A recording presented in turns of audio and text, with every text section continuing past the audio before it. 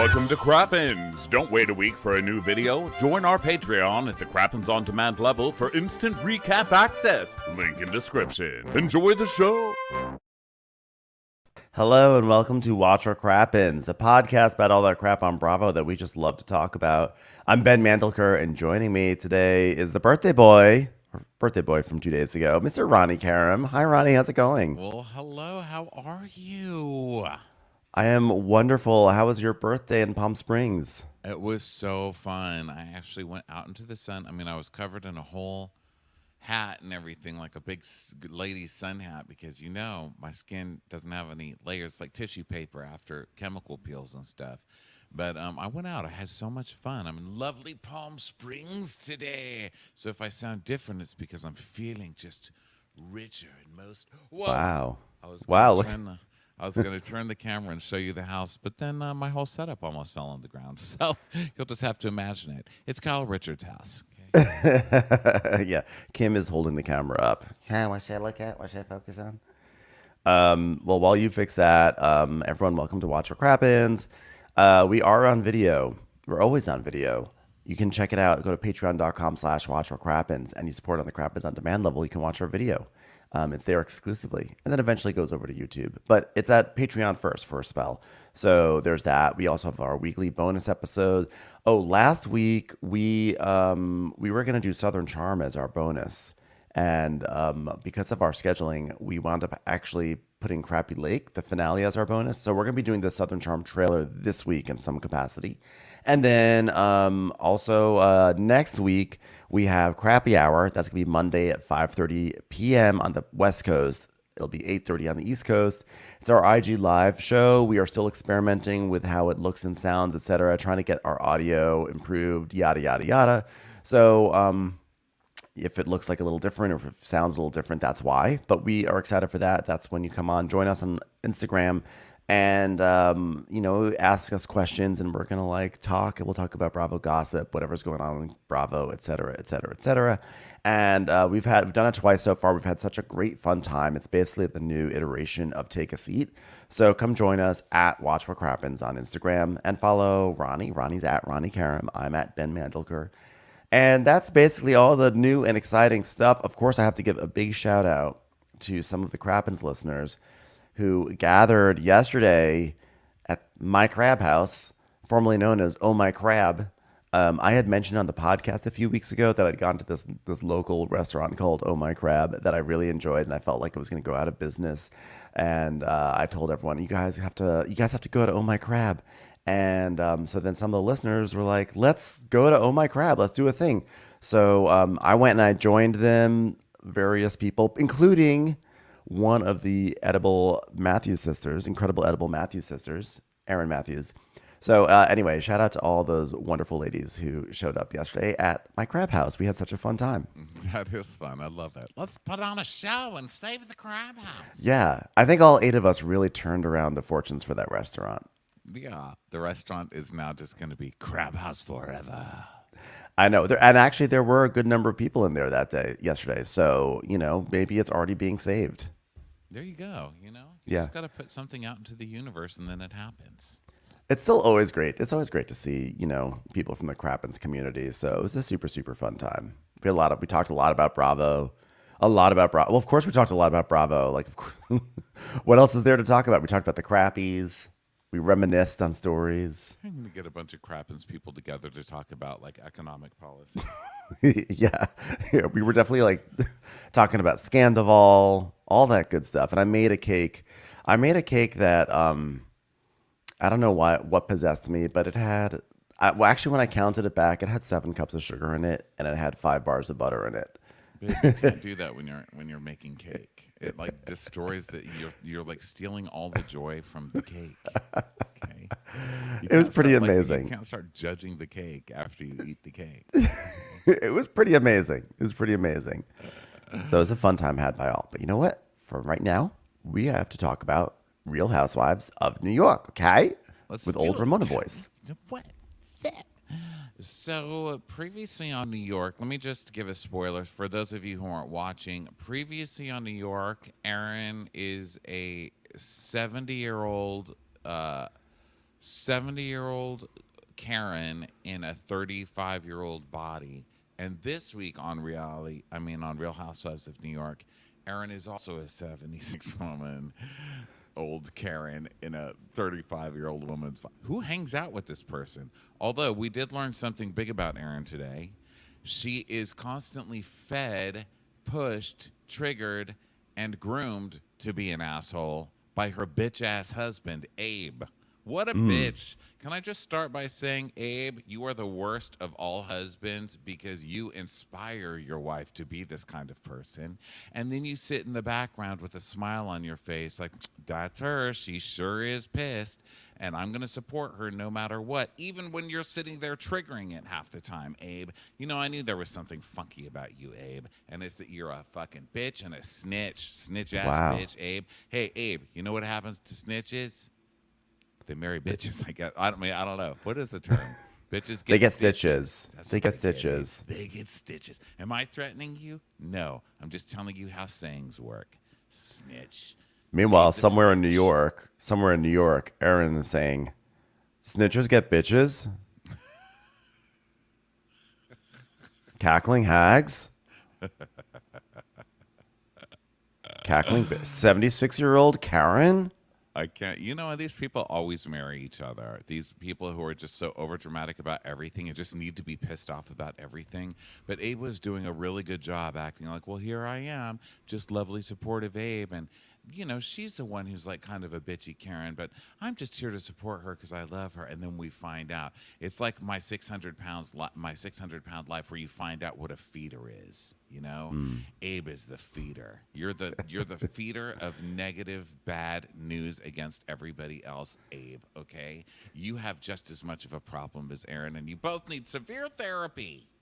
If you bring a cake with 7 cups of sugar and 5 bars of butter to a party, does that make you a feeder? Just asking for a friend. You're a feeder too, so that's why you're being so quiet on this subject and trying to change it. No, I was trying to think if there's like a devil's advocate, if maybe he's just like trolling Erin, like he just says this stuff just to wind her up because it's fun for him because he's got no other. The big giveaway was that he didn't know he was being recorded. So when he's on the screen, he's just doing the regular snitching in the scene where we see his face. But then when she calls him after she leaves the party later, you see that he doesn't know what he's on camera, and you hear how he really talks. And that was the real pivotal part of the episode where we really got to see inside Abe. What? And I was happy because we haven't seen the asshole side of a husband. Wait, at the end. Wait, the end of the episode? Yeah. I'm pretty sure that was Kelly, not Abe. She calls Abe. Really? Yeah.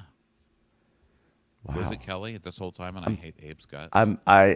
You know what? I'm gonna go back to the footage right now because I feel like this is we're making some hot takes right here. Because I wrote down that it was Kelly, but the thing is, I was like, God, Kelly's voice sounds weird.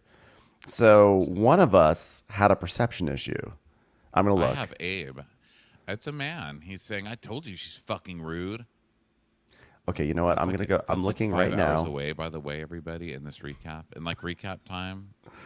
It's a very long ways away. Okay, I'm gonna look up Real Housewives of New York City. Okay, I'm on YouTube TV on another tab right now, and then okay, scroll through Jessel being Jessel. Okay, Erin. Mid-season. I went too far. Mid-season trailer. I'm gonna get to the bottom of this because I think here she is. She's walking. They're all talking about her.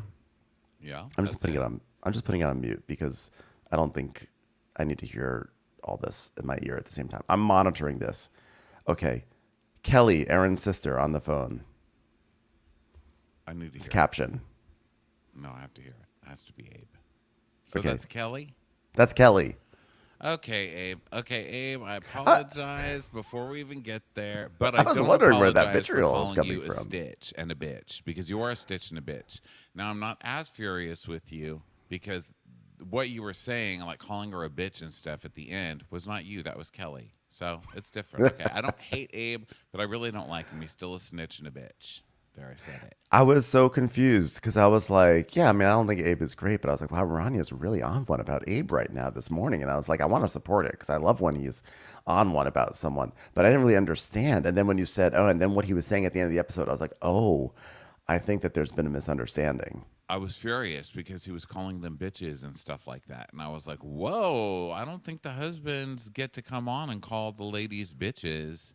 And I was pissed off at it. I thought, fuck Abe. You know? So, okay, I take it back, Abe. I mean, I don't take it back. You're still a Stitch bitch. But, you know, the last scene I take back. You didn't call all the women bitches. So that's good. You're still a little nicer in my a moment of redemption, of light redemption for Abe, but now, but less redemption for Kelly. Me too, because then that's all I need is these New York lovers coming after me, like, how dare you disparage Abe?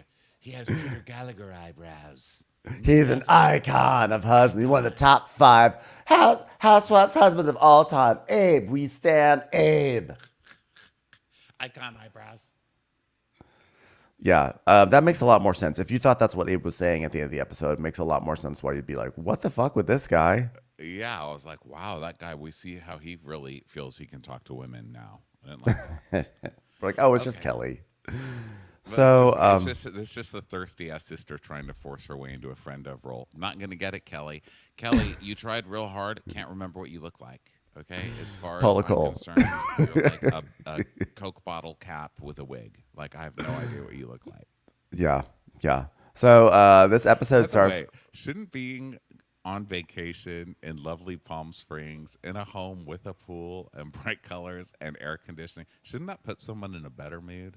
I mean, just listen to me go. You would think my life is ending, and I'm just out here ripping throats out 10 minutes into a podcast.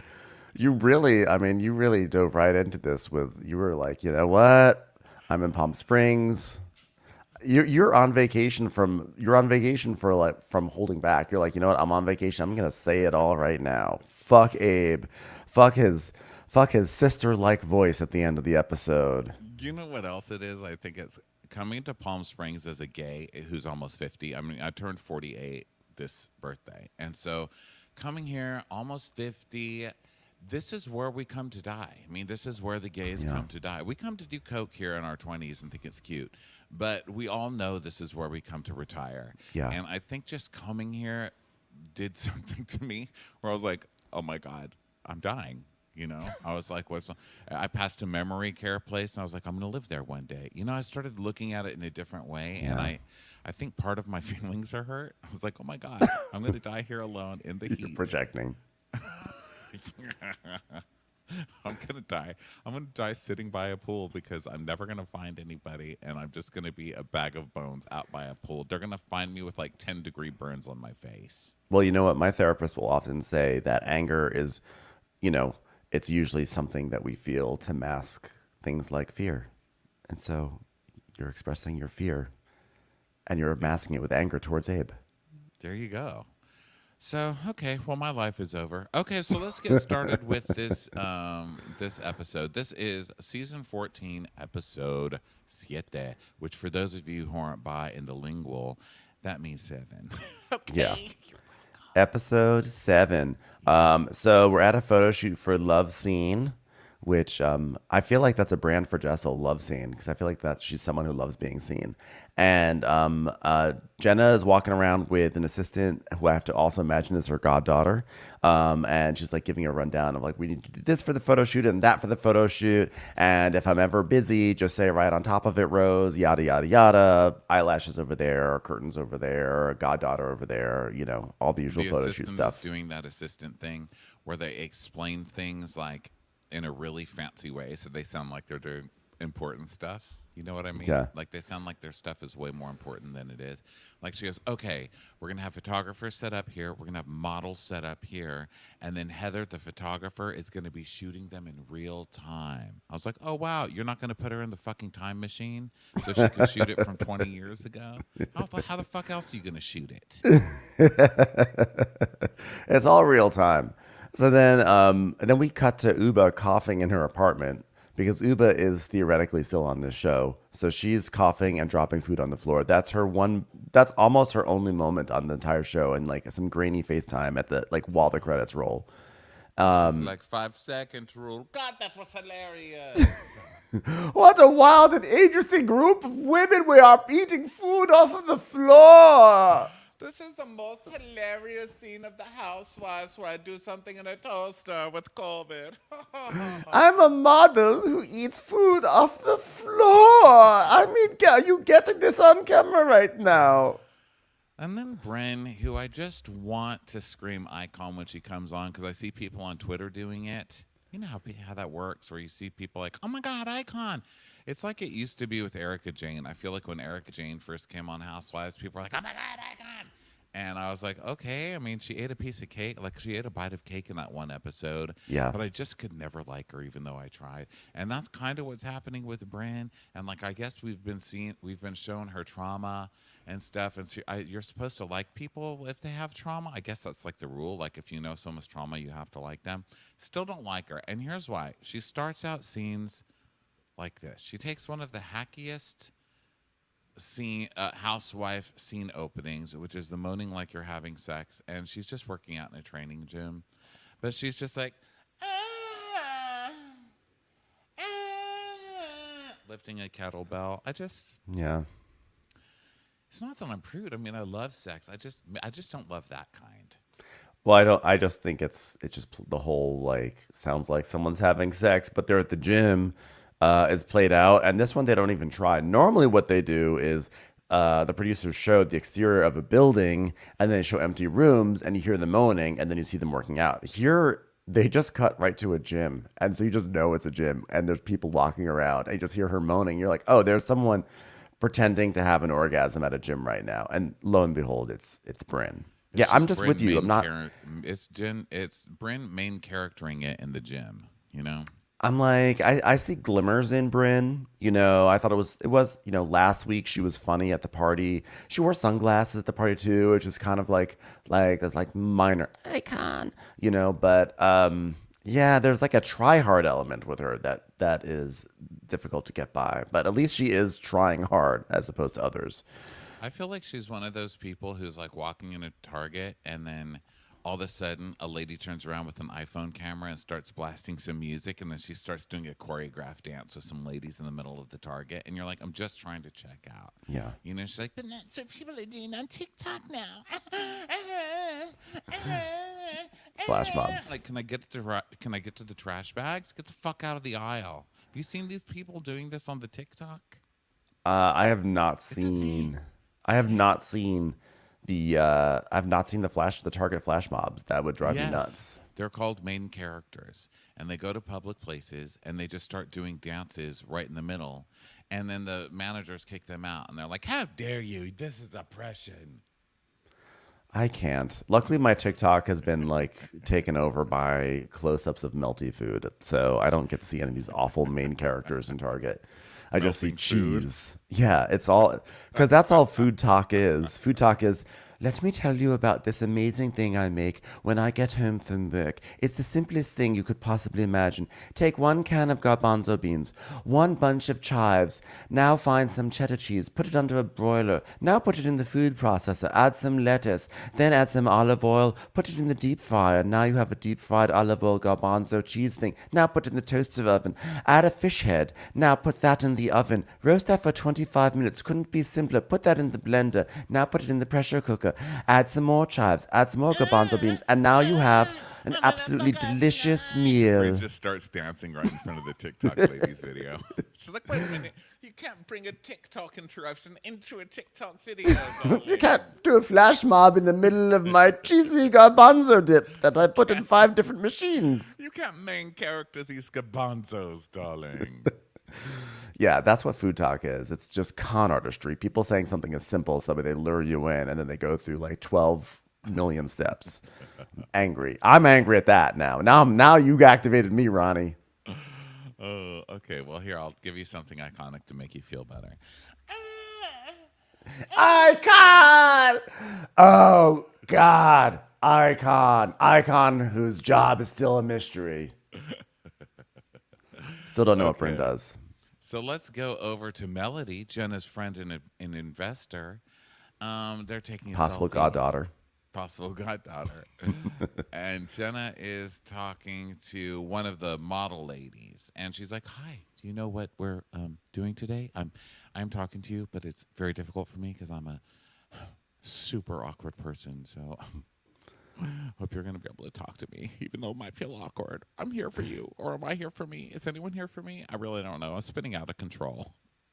Okay, so we want to put a lash on you, and if you're feeling nervous, I'll come over and laugh, and it'll be fine. And if you're still feeling nervous, I will give you an offer to be my goddaughter, and that usually smooths things over. So just let me know what you want.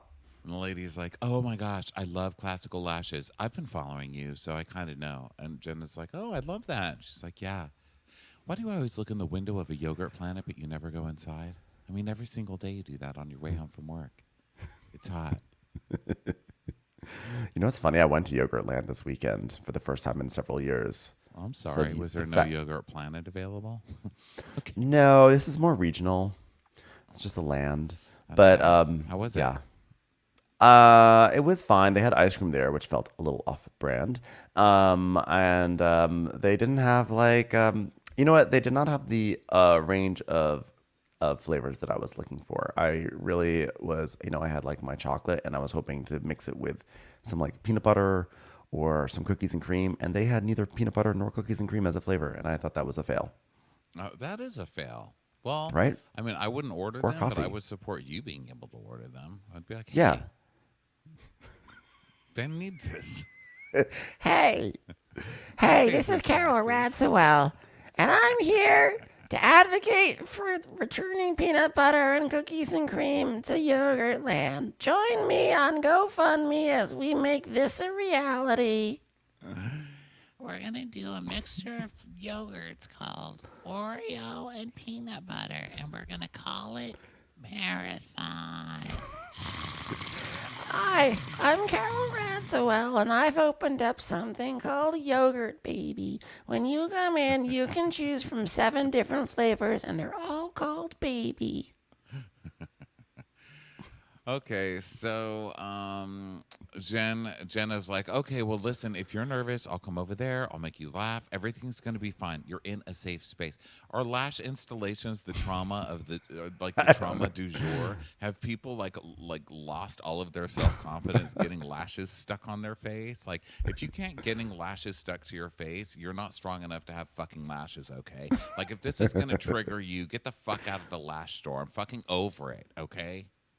Yeah, I felt like Jenna was trying to have like a new approach to the process of of auditions and modeling, and I appreciated that she was being thoughtful of her model, not treating her model as a piece of meat. But at the same time, it was like, you're just putting a lash on, like the person came in for a lash. For like a literal lashing. And so they know, I think they should be okay with having an eyelash being put on their I know, eyes. they're acting like they're going to do like major breast augmentation surgery in front of everybody. They're like, "Are you okay? Do you need anything?" You're going to stick some fucking lashes. And by the way, they are just pieces of meat. And that is how you should treat them. They're basically hams that you're gluing eyelashes onto. Okay? I don't need to see triggered feelings of people getting lashes glued onto them. But then it turns out to be a big switcheroo, because then when the model's like, "Oh yeah, it's fine, you can put the lash on," then Matt Lauer comes out holding the lashes, and it's like, ugh, that is awkward. Matt Lauer. Matt Lauer locks himself into a room with the lashes. They're like, "Matt." He's like, "Only I can unlock it with a button under my desk." That's so dark. Okay, dark so and there's realistic. another lady. There's like a lady of more years, I guess I should say, with more years on her Yogurt Planet card. And Jenna's talking to her now, and she's like, "So, how did you hear about us?" And she goes, "You, because I follow you on TikTok. Actually, I follow another lady who follows you standing in front of a Yogurt Planet," which is really awkward, but also super entertaining. I loved this moment because Jenna's like, "Oh my God, you're on TikTok?" And she goes, "Yeah, I'm on TikTok." And I use that to talk about my dating and how ugly it was. And Jenna's like, "Oh my God, you're not dating now. Are you dating now?" And everyone's like, "Yeah, so I actually just finally started a relationship." And she's like about to like share like a story. And Sai just walks in and interrupts like, "Hi, I'm here. What do you guys want to talk about?" And I was like, She does. okay. She walks right in the middle of a serious story and doesn't even care. She's so rude. She's just like, hey. So Jenna's like, well, I invited Cy in because, well, you know, I'm an older white woman, and when it comes to casting, it's critical for people to see someone that looks like them, seeing them, because, you know, they can see maybe better than old white women, because frankly, I can't really see. So not really sure what anybody, I'm not sure if there's even men here. Are there children here? I don't really know. Bifocals. Don't like talking about it. I'm awkward. So Jenna's like, hi, Cy. This is my future goddaughter. I don't know her name, but she's on TikTok, which is cool. And then Jenna's like, of course, Jenna makes a comment about how she's not going to feed people because, you know, feeding people is like the thing this season. And then we met. So then Jenna's like, oh, that's right. You're about to share a story about your life that seems sort of important. And this woman goes, yes. Oh, so this is the story. This is the story of my dating. So I met this guy. And the crazy thing is we were walking in front of a bleep. I was like, what is going on with the places being bleeped out on RHONY this season? I don't know. Are you not allowed to say locations in New York City? I don't think That that's you've been- ever been a thing. Is that like a new law? What the hell? Like it made sense when they were disparaging a restaurant for being like so 2012, and it's like they could get in trouble with the restaurant. But if someone's talking about that they just met someone on the sidewalk out front of a place, we have to still bleep out that place.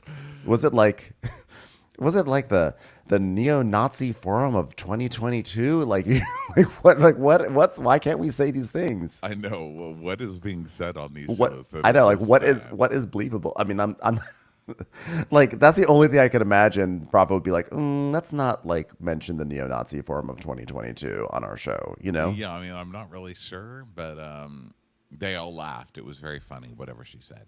So then Jenna is now talking to this other nerdy lady, and she's well, I shouldn't say nerdy. I should say awkwardly glassed. Like she has glasses and like, I don't know. I think this is a Craigslist casting, right? Because these people were more like people when you go into a sales thing where they're like, hey, you look on Craigslist and they're like, make $100,000 a week, and you go in there's all the dummies from the street like me who would go in and they're like, and here's how you make money getting all of your family to buy air filters. It's like those kinds of people. So this next one is named Mary. And so Jenna's like, so have you ever modeled? Are you nervous? I'm nervous, but I'll hold your hand. Do you want me to hold your hand? I'm going to hold it. Do you have a nickname? What's your nickname? Did you have a nickname growing up? And she's like, first of all, her name is Mary. So I would just Mare. Can we just go with Mare? Like, why do we Mare. need to make difficult nicknames for Marys? And she's like, yeah, my brother, he couldn't say my name, and he called me Barney. Jenna's like, wow, and what's he doing now? So it's a job that doesn't require diction at all, I'm assuming. Is his job carrying marbles around in his mouth from place to place? I don't understand how it's easier to say Marnie than it is to say Mary, personally. I think that brother was gaslighting her. I think he could say Mary all that time. If you can say Marnie, you can say Mary. I'm going to tell you that right now. I know, because Mary, like, I don't want to see lashes on Mary, but I want to see her brother get put in a meat grinder. Is that weird? I mean, by the way, the most little brother thing you could do is like make your sister mad by calling her Marnie instead of Mary. I mean, that seems like a great little brother play right there, right? It also works with waiters who are being rude to you. So then Mary's like, well, that stuck with me. So Jenna says, well, listen, Jenna's not my real name, you know. Let me tell you a really weird story, okay? Are you with me? We're going to go on this story journey together. It's going to make you laugh so hard.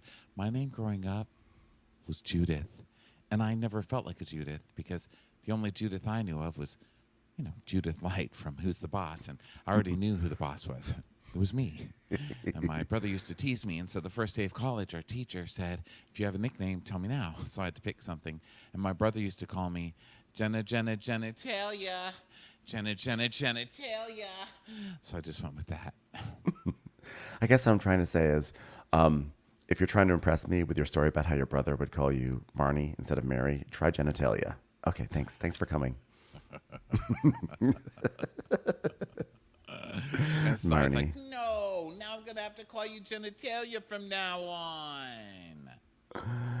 So then Sai's like, watching Jenna bring out this vulnerability in herself to calm someone else's nerves was the sweetest and most admirable thing.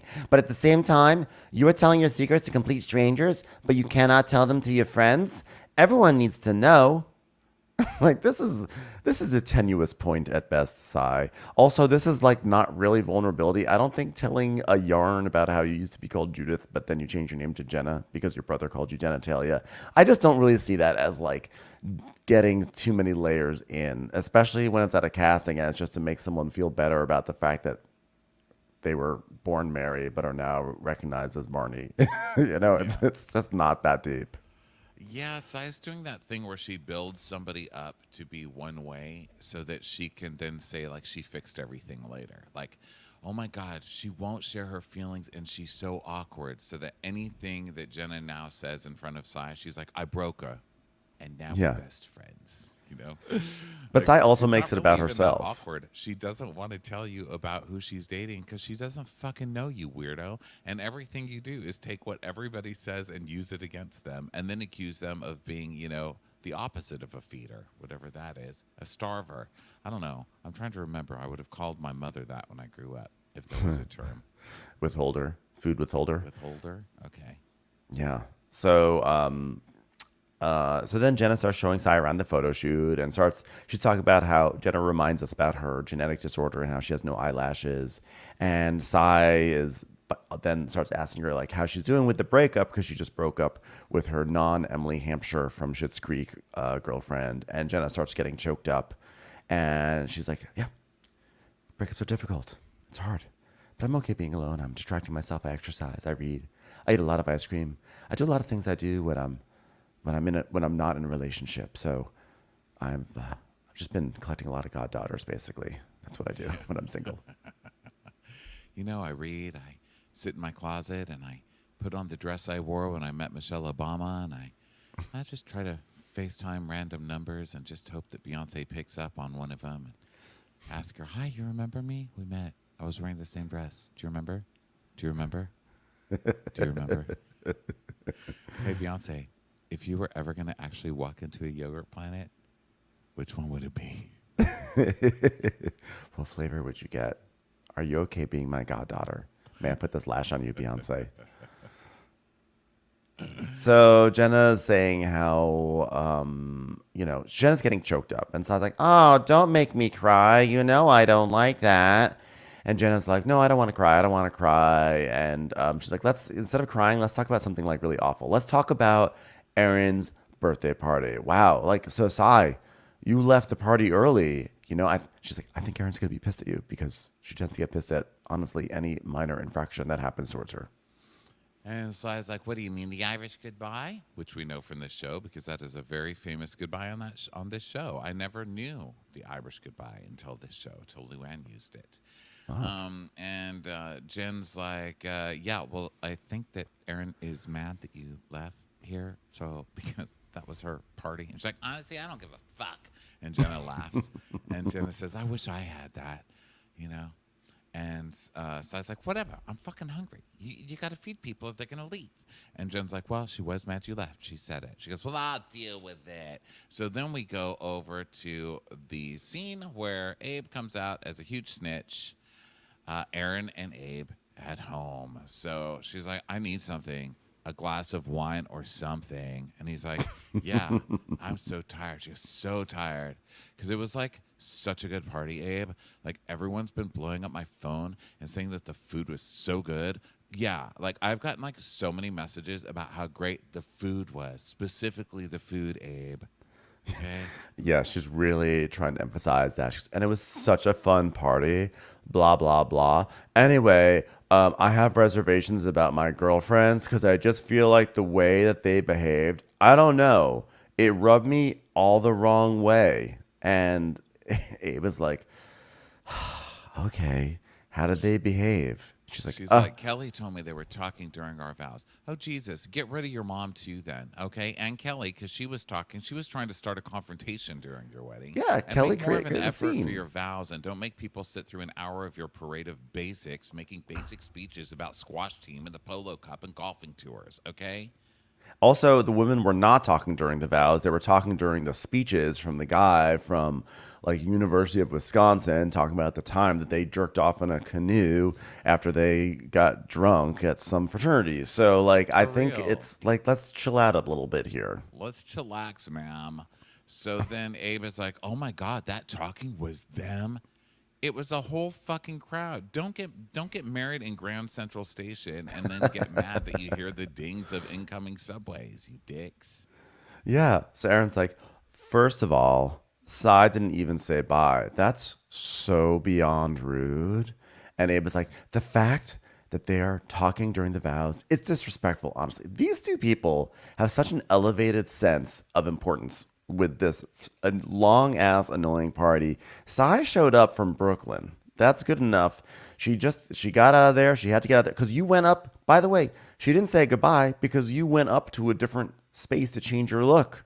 So I don't think that if someone has to leave, I don't think they're obligated to stay around for 35 minutes while you change your dress. You know what you need to start learning to say? Thank you. Thank you for coming to my fucking party and sitting there through 2 hours of my basic white people speeches. Okay? That's what you should have said.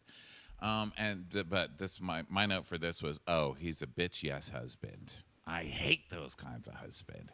Like I hate them. Everything their asshole wife says, they have to be the one to like march around and making it right. By the way, my dad is one. Sorry, I didn't mean to call my dad a bitch on this show, but he is one of those. My whole dad's job is like walking around apologizing for my mother in restaurants. You know, it's just how it is, and they are the worst to be around. But I also want one.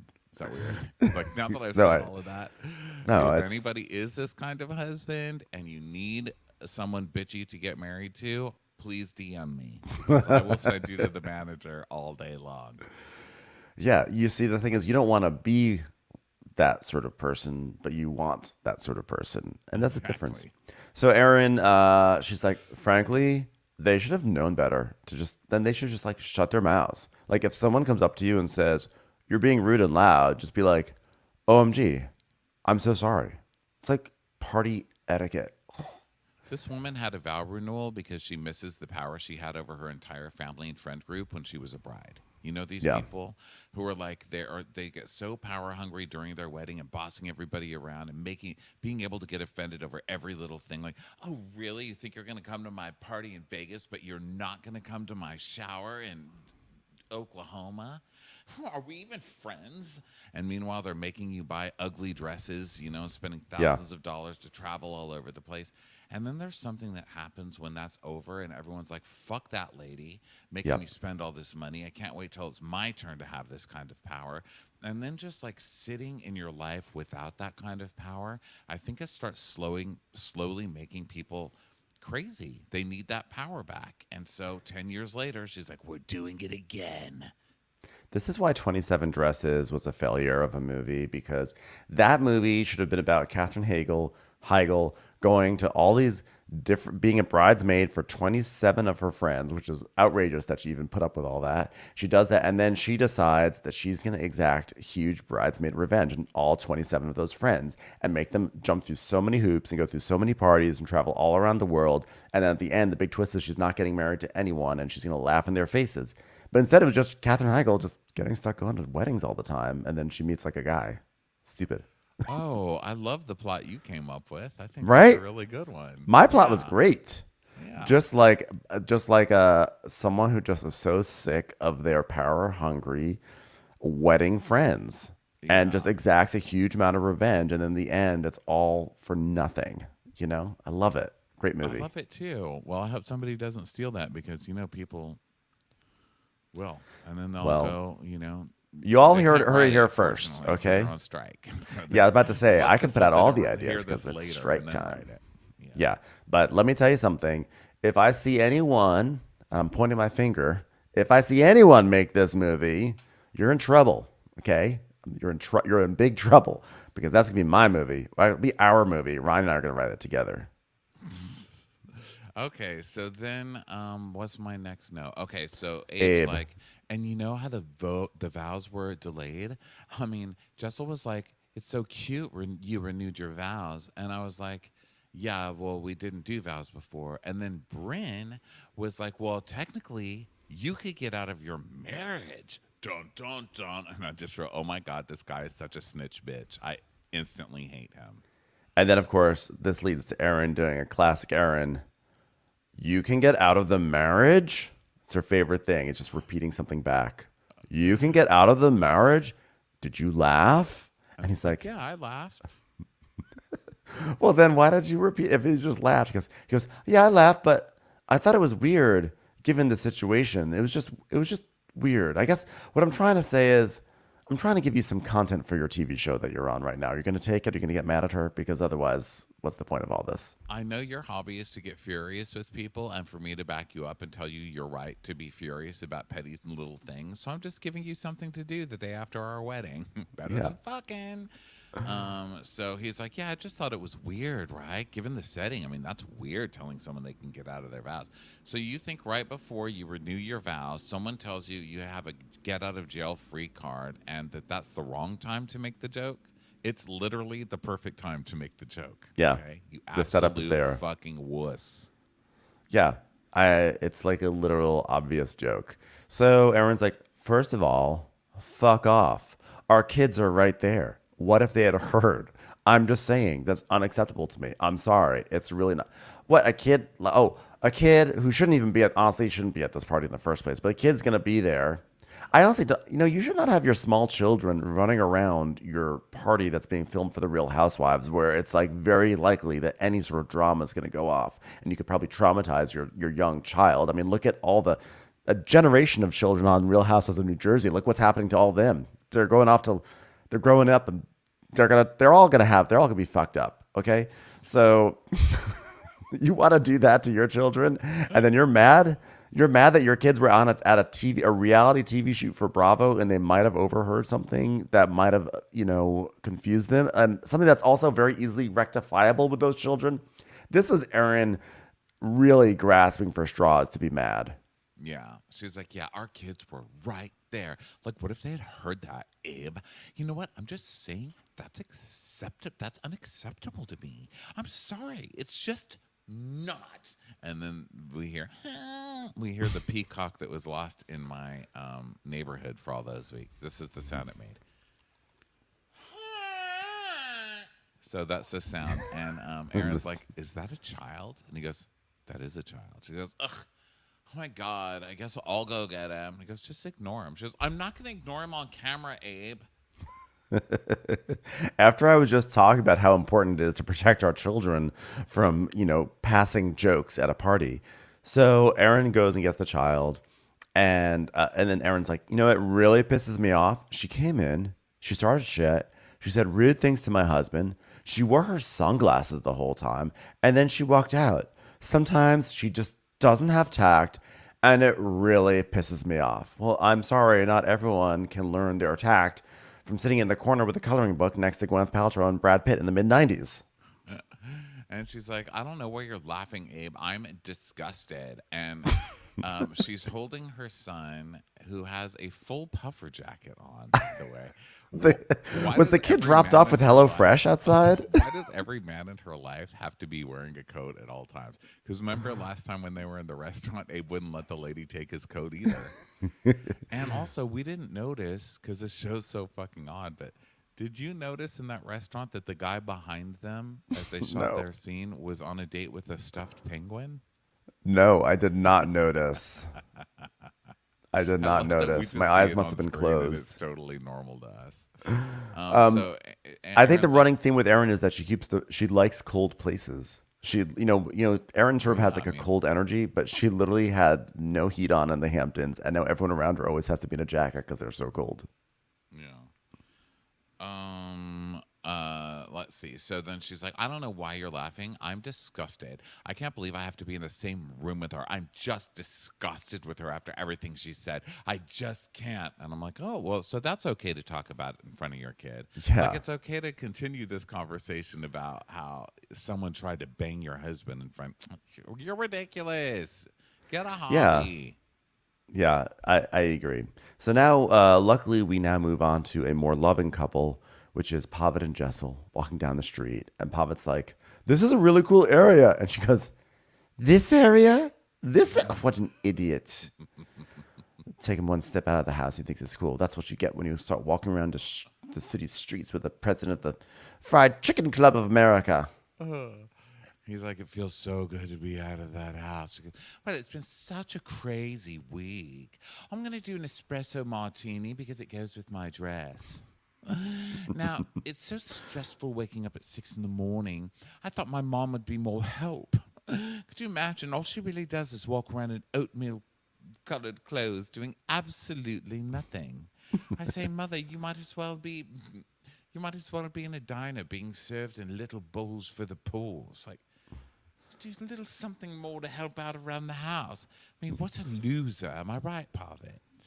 I heard that Tom Cruise's mother is very, very helpful around the house, and this is something I can't wait to find out in person when we rub shoulders with him at the Montessori school. So then we see a clip of her telling her mom, Mom, when you see fingerprints on a table, could you please wipe them off? And her mom being like, every time we see something, we clean it, Jessel. I raised this. It's like when you plant a potato.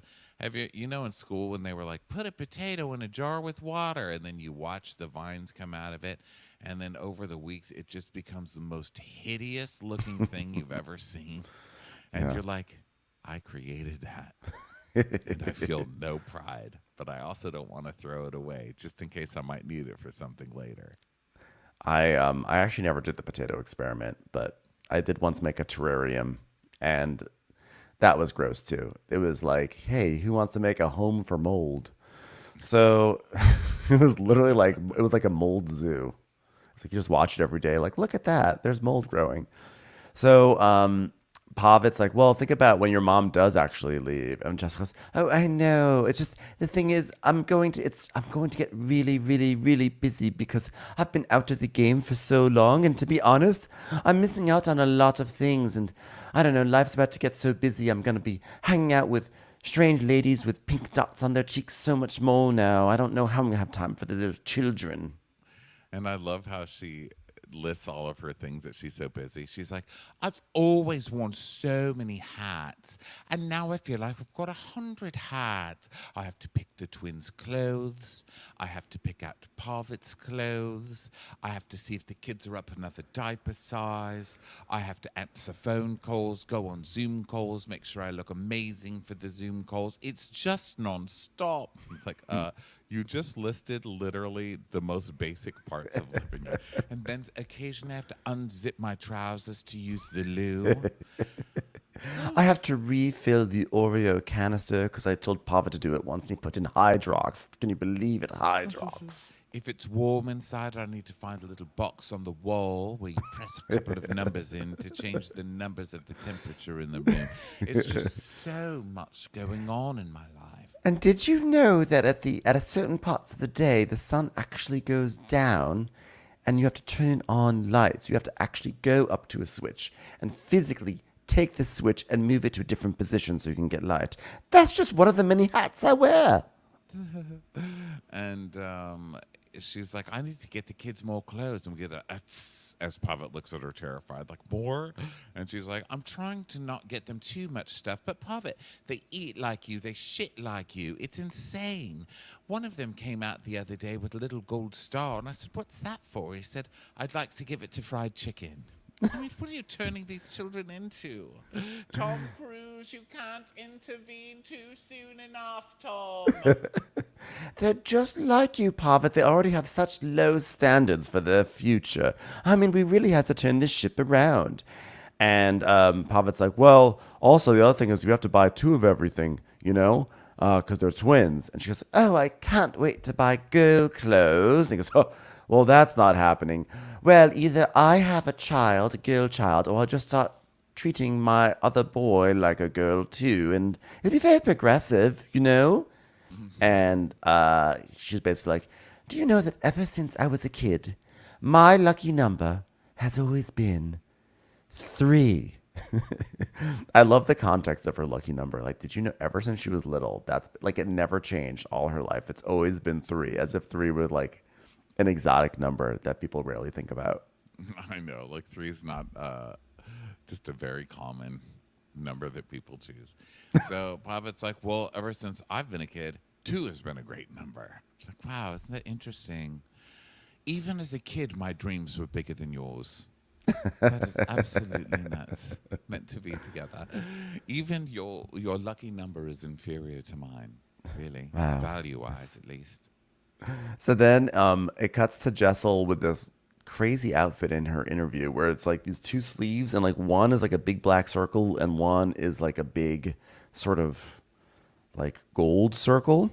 And One it looks arm looks like a gold fortune cookie, and the other looks like a black band dot, like her tits hanging out, and they're trying Yeah. to like ban it on cable.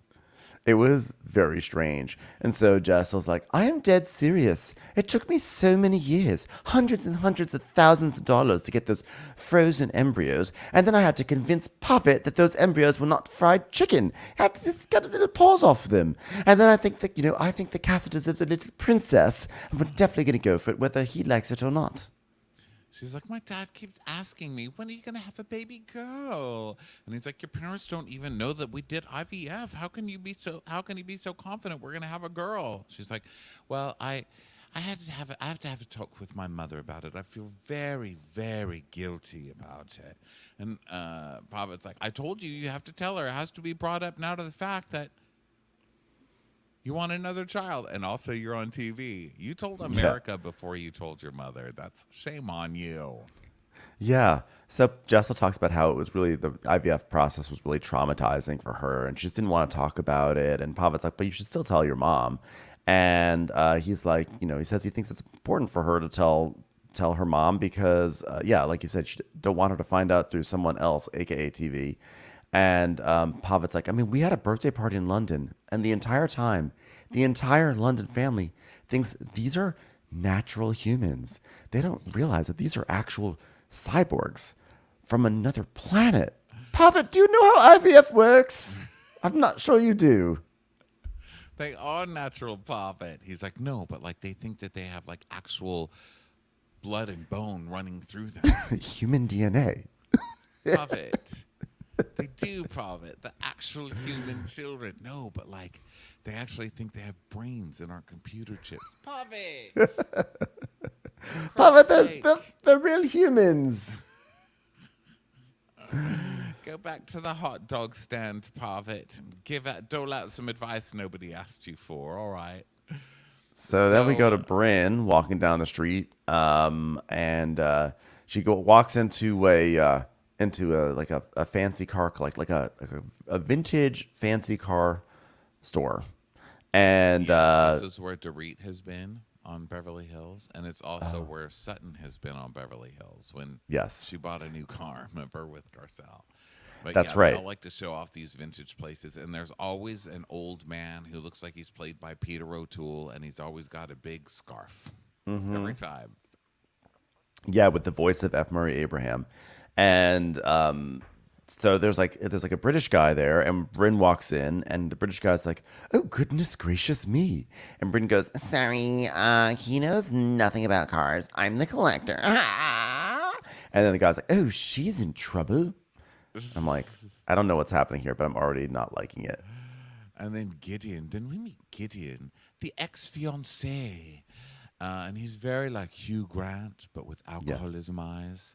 And he's like, oh, hello. Are you here to make trouble? It's me, Dashing Gideon. And she's like,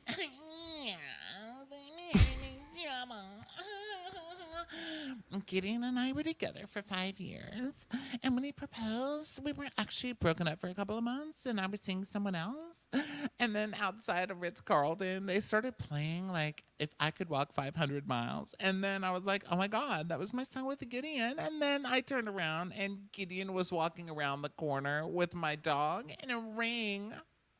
Nothing worse than having to call my boyfriend and telling him I'm breaking up for my new fiance.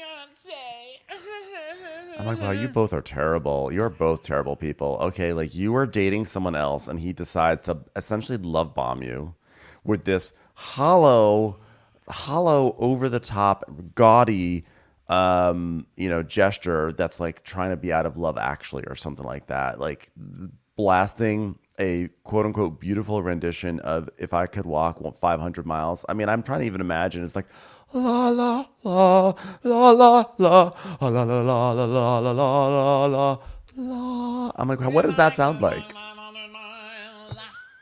Patty.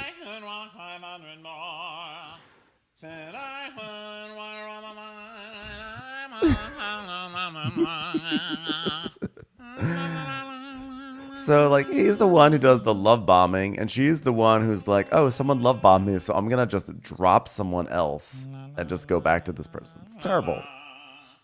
It's Patti LuPone's greatest hit at the Ritz-Carlton. The one time they got Patti LuPone to do an engagement thing, and Brynn fucked it up. Did they? And how do you get a beautiful version of 500 Miles to play outside the Ritz-Carlton? Do they have some sort of like sound system? On a table. When I wake up. I don't know. The whole thing seemed real fishy to me. I was like, you both are garbage right now for doing that. I'm getting high class hooker from Brynn, and I know that she's not because I read her LinkedIn, which doesn't mean that high class hookers can't have a LinkedIn, but what's on her LinkedIn? Okay, two things. I looked at her LinkedIn, and she's marketing. General marketing. Now, I don't know what that means. She's a marketing consultant. And then they showed her, they were like, get to know Brynn from Real Housewives of New York. And they showed her apartment in a magazine spread. And it's real tiny, but it's exquisitely done. Like she's got a lot of taste. She did a really cute job on this apartment. But just everything on the show, she's giving me a high-class hooker. Now,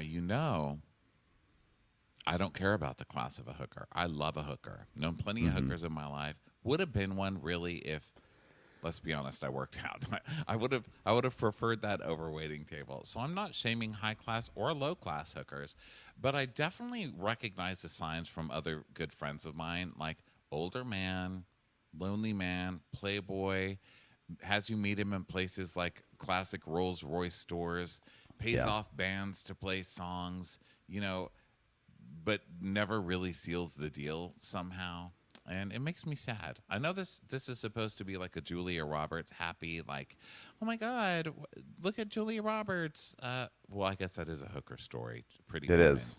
Yeah. So, but you know what I mean? It's like supposed to be some rom-com where I'm like, oh my God, I hope Brynn ends up with this guy. But there's such a sadness in his eyes that's probably mostly caused by her, let's face it, because he can't have her.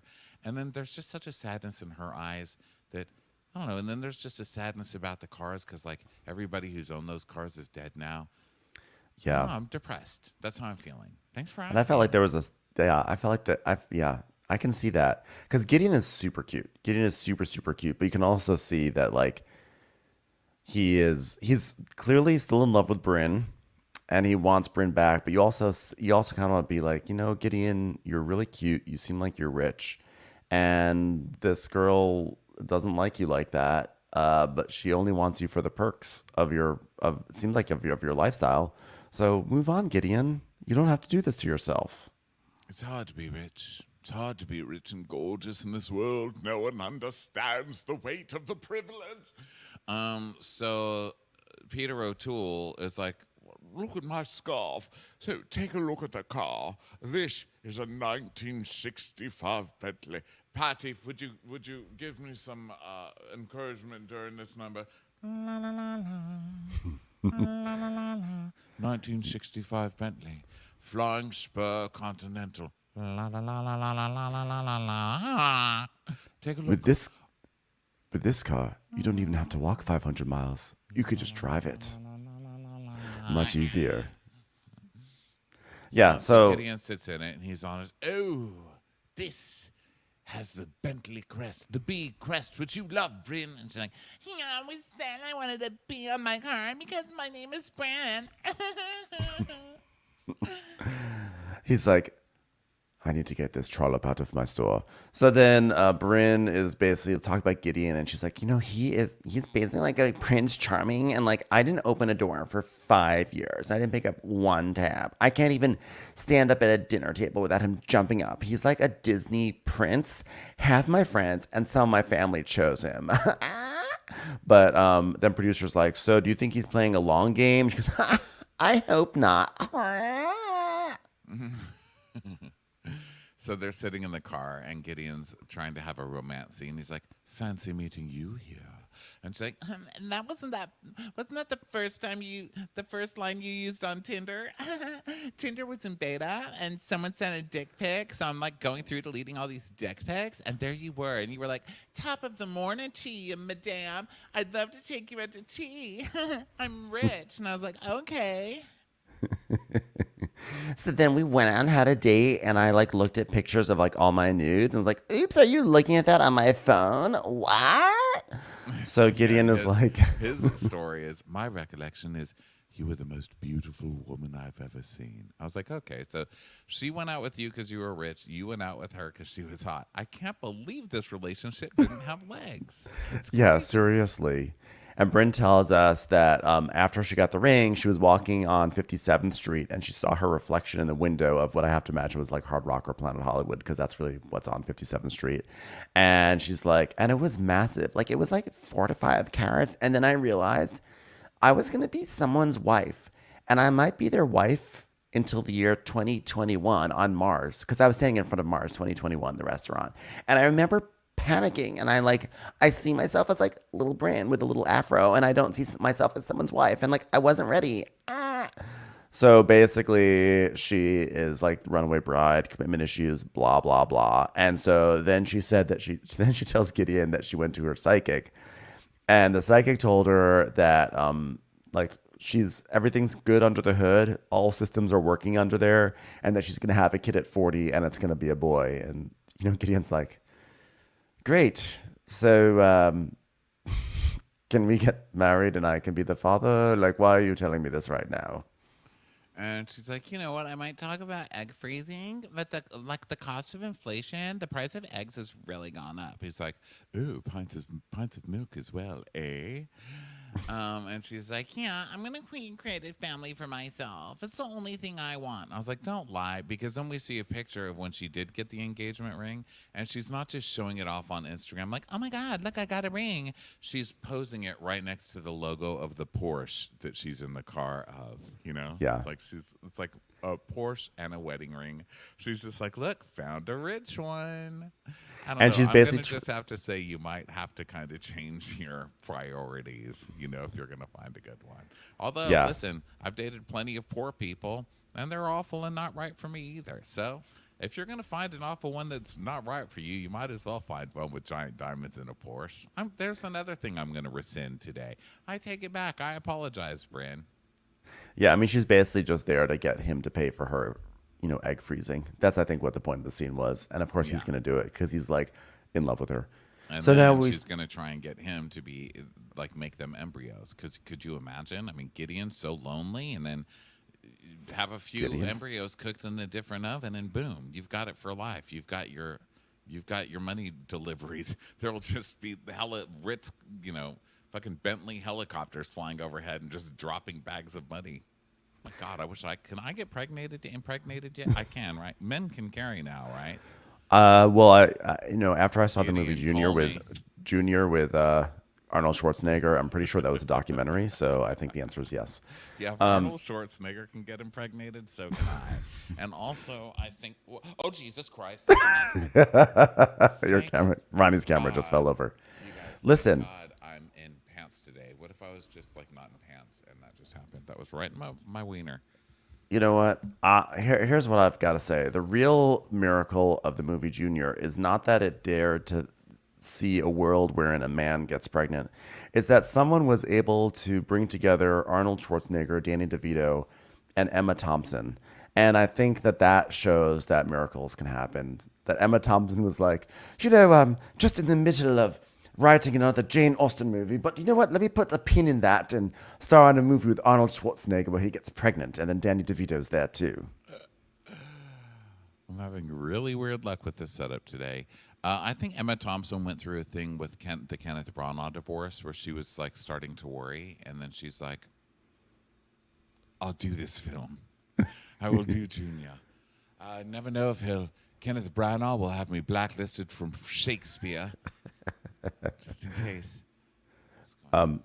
You might not know this, but Aida Turturro was in Junior, so it really is a great cast.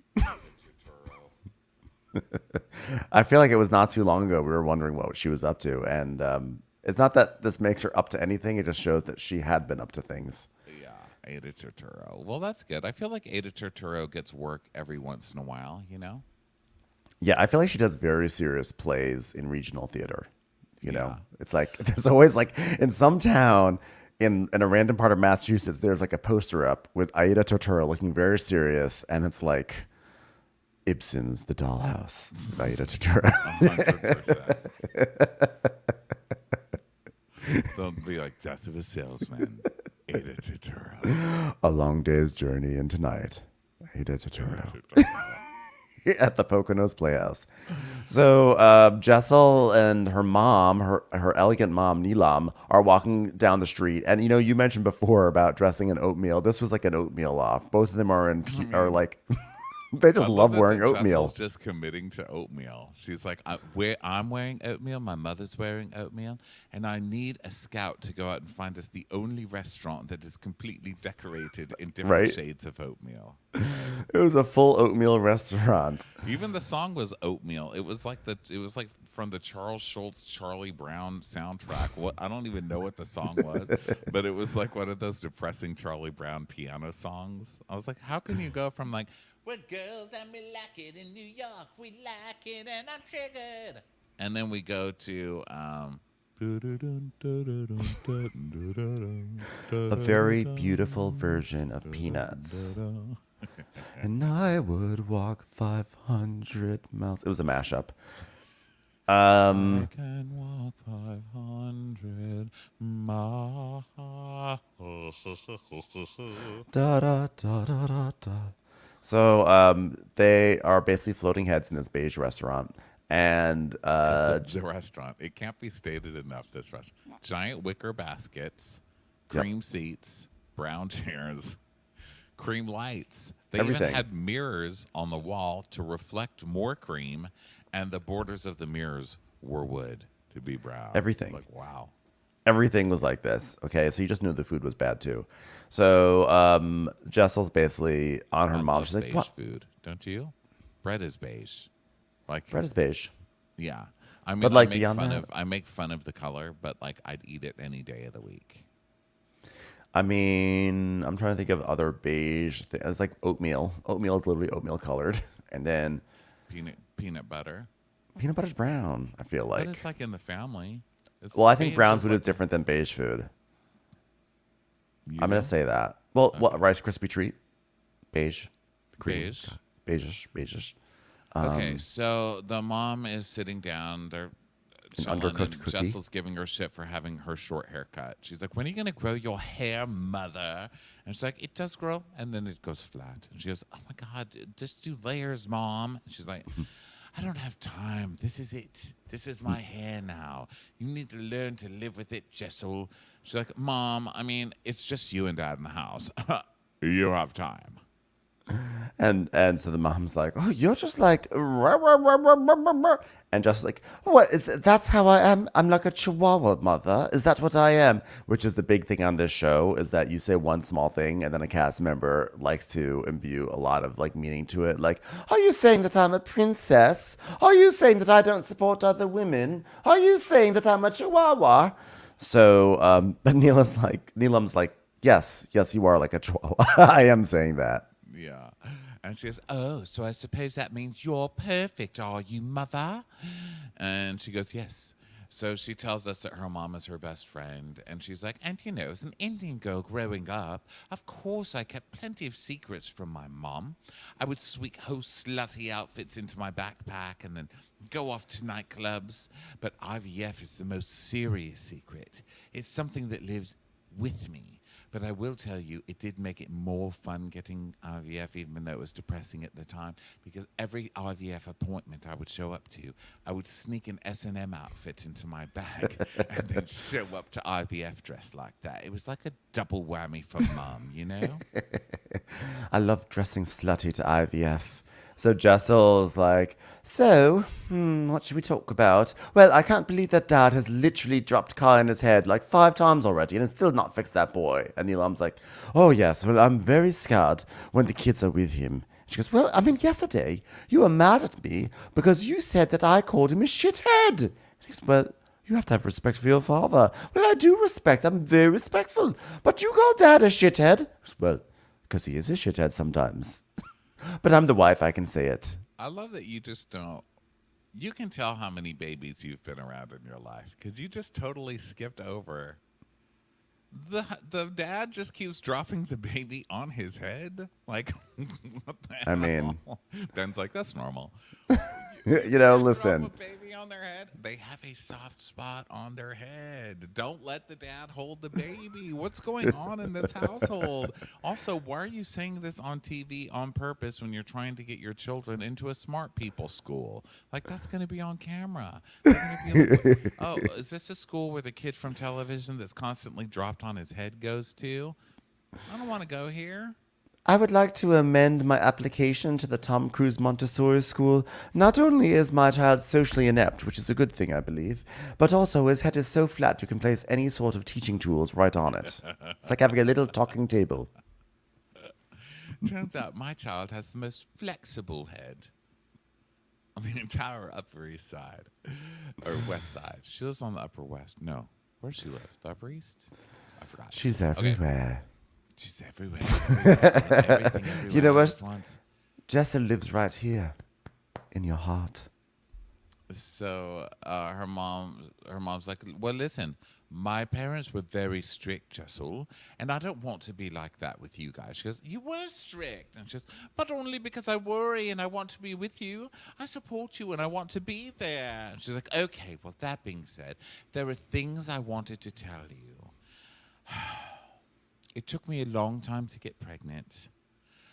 I found fingerprints on a candle holder that looks like a colon protruding out of the water. And thank God for that fingerprint kit I bought. I know that your fingerprint was on them. So I'm hereby blaming you for making it difficult for me to get pregnant because you knew the stress was killing me. And it was your stress with your fingerprints. Stop trying to hide it. Well, you know, it took us a very long time for us to get. We had a lot of difficulty to get pregnant, you know. You know, it's very hard to get in the romantic mood when your husband is stuffing his face with fried chicken while you're copulating. So eventually we decided, you know what, let him eat his chicken with his friends and I will go get banged up with a needle.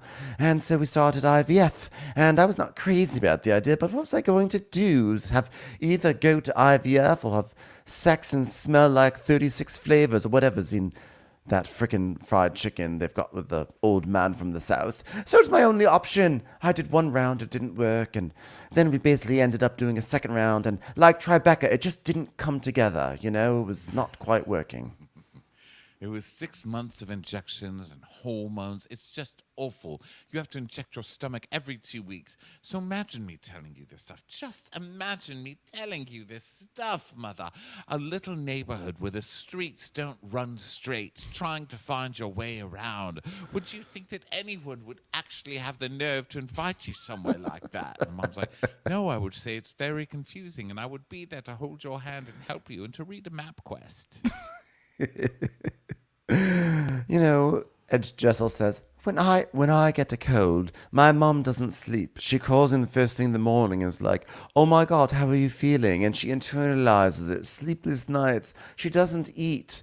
You know, she's like, I don't know, some vagrant walking around Tribeca.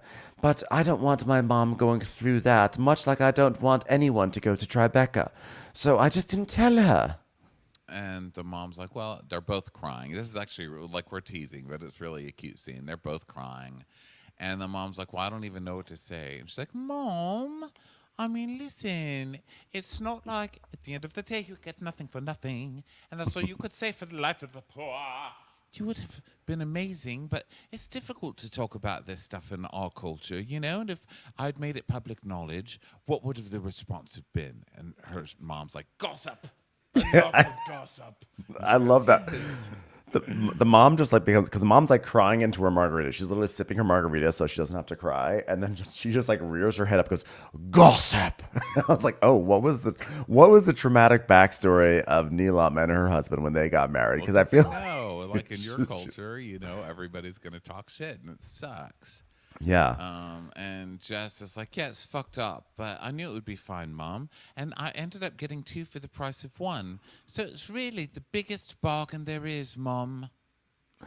And the mom's like, that's true. I mean, your dad does get delighted when he can drop 2 babies at once. So it has worked out pretty well. So Jessel basically, she said like she wants her mom by her side as they prepare for like number 3, which by the way, Pavitt still has not signed off on, but Jessel's just going to go do it. She's just going to get herself a daughter. And she goes, well, you know, 3 is my number, so that's not going away. I've been able to have it, my lucky number, ever since I was a child. She, you know, it's funny. I guess the thing that makes me laugh about that is she acts as if there's some maybe like authority or business that'll say, I'm sorry, you no longer can have 3 as your lucky number. We're going to require you to have to update that. Like, it's not that hard to keep your lucky number for your entire life. That's sort of like the way it works. And she's like, I'd love for my mother to be there. She showed such sensitivity today, hasn't she? Maybe now she'll be sensitive enough of my needs to wipe fingerprints off glass tables. We'll see. And I like that the mom laughs. She's like, you can't even raise the 2 you have. And she's like, Mom, are you saying I can't raise the 2 I already have? Literally, yes. So now we see Brynn walking into a place and she's got a nice big green jacket on, which looks pretty cool. But also I like that it suggests that it's the Grinch because we're still in the holidays. This show has really been lingering in the holiday season, I've noticed. So we're still there. I thought we were up in the new year because I feel like last week they were talking about the new year, but we're still in the holidays. So Brynn walks into this place where there's a woman named Elise who is a wreath-making instructor. And Brynn talks about how the holidays can be rough, but she likes to direct all her energy into happy things like decorating and making wreaths and, you know, things like that with her friends so she can, you know, be distracted from the pain she feels at this time of the year. I'm veg. I don't like that it's Christmas this whole time. You know how they keep talking about how it's depressing when it's Christmas? It is. So why are you making the whole season Christmas? Why aren't they doing like Jersey does, where it's like they don't even mention Christmas until they go, it's Christmas, and then everyone has a phone cam at Christmas, and you see them all opening presents, and that's it. I don't want a whole season taking place at Christmas. This Christmas has really gone on for a long time.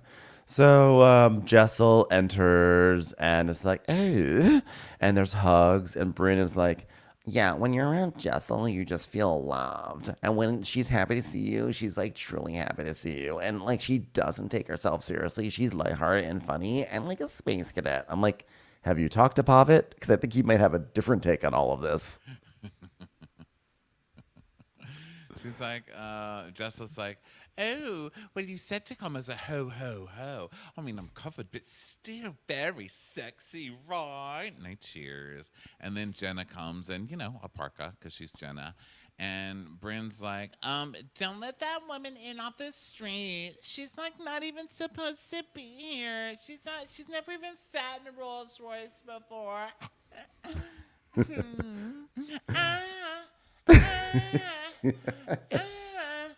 I'm sorry, I'm just lifting these big sexy wreath sticks to each other.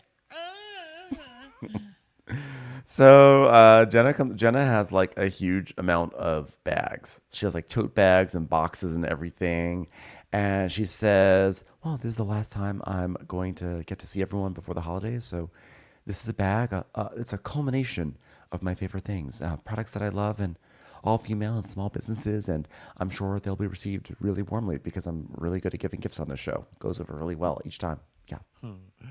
And she's like, guys, I've been collecting presents for you guys. So, and so I think Sai walks down the street in like the fakest way, you know, because she's Sai. She's like, I'm an influencer. So she's walking like dun, dun, with her sunglasses on, just slightly not looking at the camera. And then she even keeps walking in slow motion into the restaurant.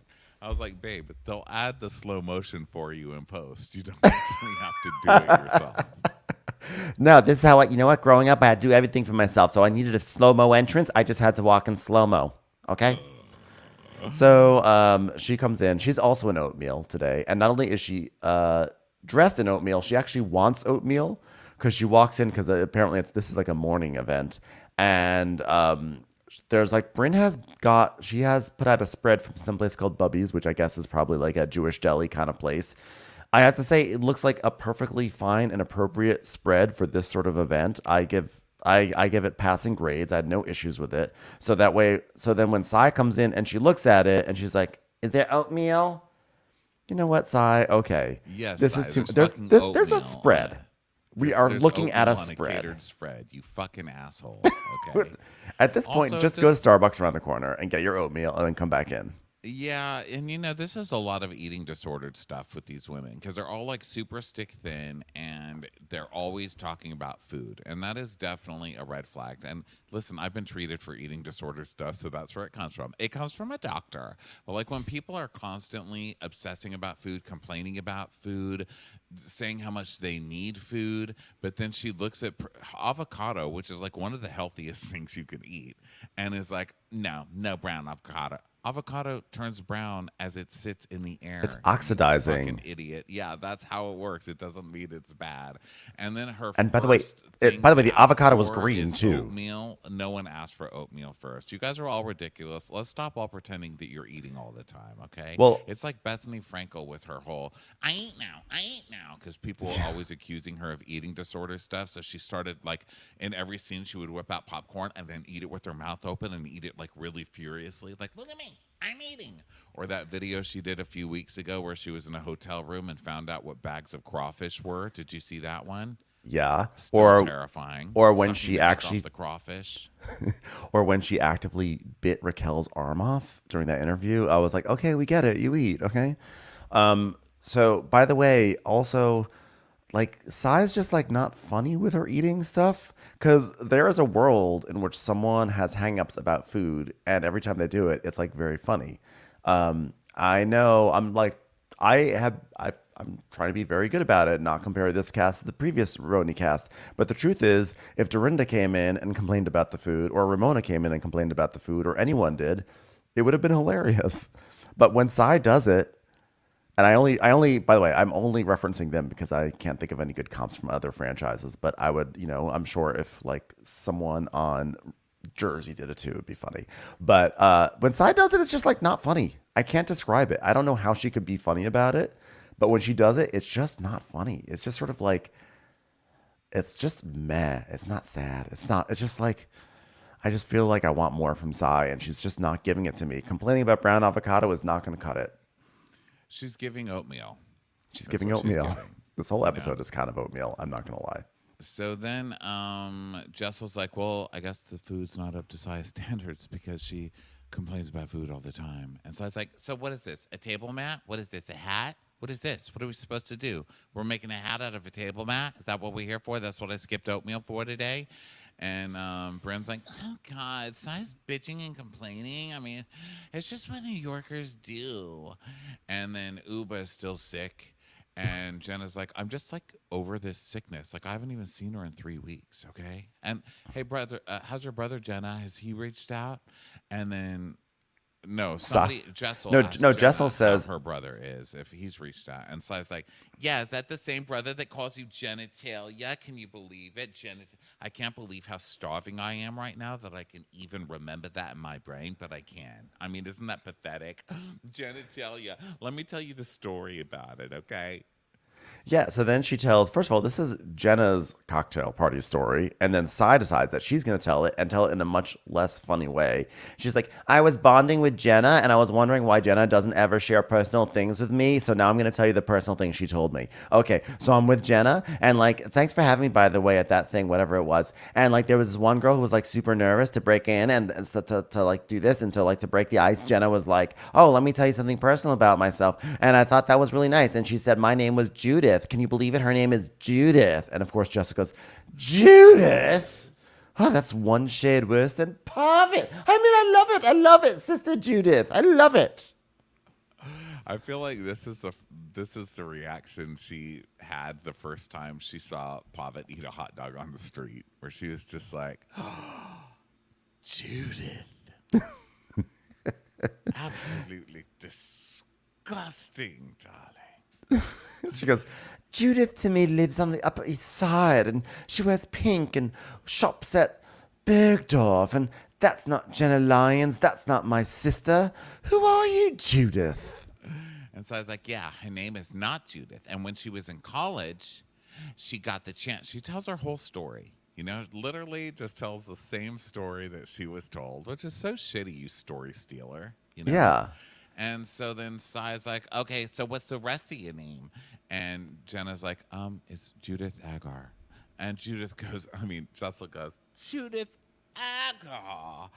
Oh, God, that's like a Game of Thrones name. And Jenna's like, yeah, well, I changed it to Jenna Lyons. I don't know what Game of Thrones is, by the way. I changed it to Jenna Lyons Muzzo, and then like I dropped the Muzzo after the divorce. So now I just don't have a middle name. It just evaporated. So yeah, and it sucks because like I want a monogram, you know, like I want monograms. And Jess was like, oh, why don't you just have JFL? JFL, I coined that. And she's like, yeah, okay, you know what? I'm actually gonna take that. And then she tells us, I'm Jenna Lyon. I'm Jenna fucking Lyons. So I'm taking it. And then I was like, oh my God, what was that? And I had to pause it. And I just heard gays across America going, yeah. yes, Jenna fucking Lyons and Brynn fucking Whitfield. Yes, icons. So then like a gray cloud descends on this wreath-making party because Erin walks in and she just they already can see it. She takes one step into this place and everyone can get her energy, you know? Because immediately as soon as she walks in, everyone's like, are you okay? Are you okay? Brynn's like, Darth Vader is here. Yeah. And Erin comes in wearing the saddest outfit. Okay, she's wearing a white button-down shirt, but she's wearing like a silver beaded bikini top over the white shirt, and it's like way down below her boobs. And so she just looks like this odd lady who put her bra on wrong with really dangly boobs. It was like, who told you this was okay? Probably Abe, so somebody would criticize it, and then you could get all pissed off, and you can come bitch to him all night because that's his fucking kink. Yeah. So Erin's like, I decided to go to this wreath-making party because I'm pissed off, and I want to ruin Brynn's party just the way she ruined mine. I'm like, but she didn't ruin your party. You only found out about what she said after the fact, but the party itself was not ruined because you had a great time at the party. You can't retroactively have a party ruined. It doesn't work that way. Yeah. So she's like getting a slow roll going on with her Darth Vader, right? Yeah. And she's like, so I was like, why are you so low energy? And she's like, I'm not. It's just that I've been up since 5:30 this morning, okay? I'm going to ruin this party so bad. And then Lady Edith comes over and she's like, okay, here's how you're going to do the wreaths. Asymmetry is your friend. And I'm not trying to shame the lady with the boobs dangling down to her belly button, okay? Sorry about that. Love your outward bra. And Brynn's like, my boobs are not asymmetrical. That's why I got them done. $17,000 later. Funny how you mention it in the front seat of a Rolls Royce and suddenly you have a bag of dough to get it done. Am I right? So they all start making their wreaths, and Jess was like, I'm very focused right now. Okay, I've got to another hat to wear, you know, turn on lights, make beds, make wreaths. I got the focus at full blast right now. She goes, I do arts and crafts with my 2-year-olds. I don't do it for fun. What sort of stupid, parvot-like idiot does arts and crafts for fun? It's ridiculous. For example, our last crafts with the children were taking pool noodles and tape and taping them around their heads in case they were dropped by my father on top of their head. You know, I think it worked because he can still form the words Tom Cruise after his last drop. So. He just loves Top Gun Maverick. Well, we just force him to watch it just in case he happens to meet Tom at school someday. So Erin's like, these girls think that I think they failed pre-K because they can't even glow. I'm like, Erin is shaming people for the way they glue their wreaths that they're just half-heartedly doing so that way they can get through the scene. It's just sad. Erin's just a miserable person. So she's like, these girls can't even glue. Like, they can't even glue. And so I was like, all right, what's everyone thinking of doing for the holidays? I mean, none of you are feeding anybody, right? Because that's basically the gist I'm getting. All right? Unless anybody's going to have a brown avocado catered party. I don't see anybody doing anything with food over the holidays in here. So Jessel says her parents are in, and Erin's like, oh, I'm going to the Dominican Republic. Yeah, it's going to be just like 4 different families with a bunch of kids. We get one big house and just like be so upset at things all the time. You know what I'm saying? Which, by the way, nightmare house. I do not want to be with Erin and her friends and their children in the house in the Dominican Republic. I'm sorry. I feel like everyone in that beautiful nation should just flee. Flee. Everyone in there is going to be like, oh my God, we're staying in Erin's house in the DR and we still have to wear parkas. It's the weirdest thing. How is it physically possible to make this house cold? How is this house so cold? So she's like, yeah, like all my closest cousins are going to come. Actually, Sai, if you had stayed till the end of my event, you would have seen the speech from my cousin, and we get a tss, but it wasn't a tss, it was a tss. And I was like, even the tss is bored with Erin's fucking personality, okay? They give Z's to the tss.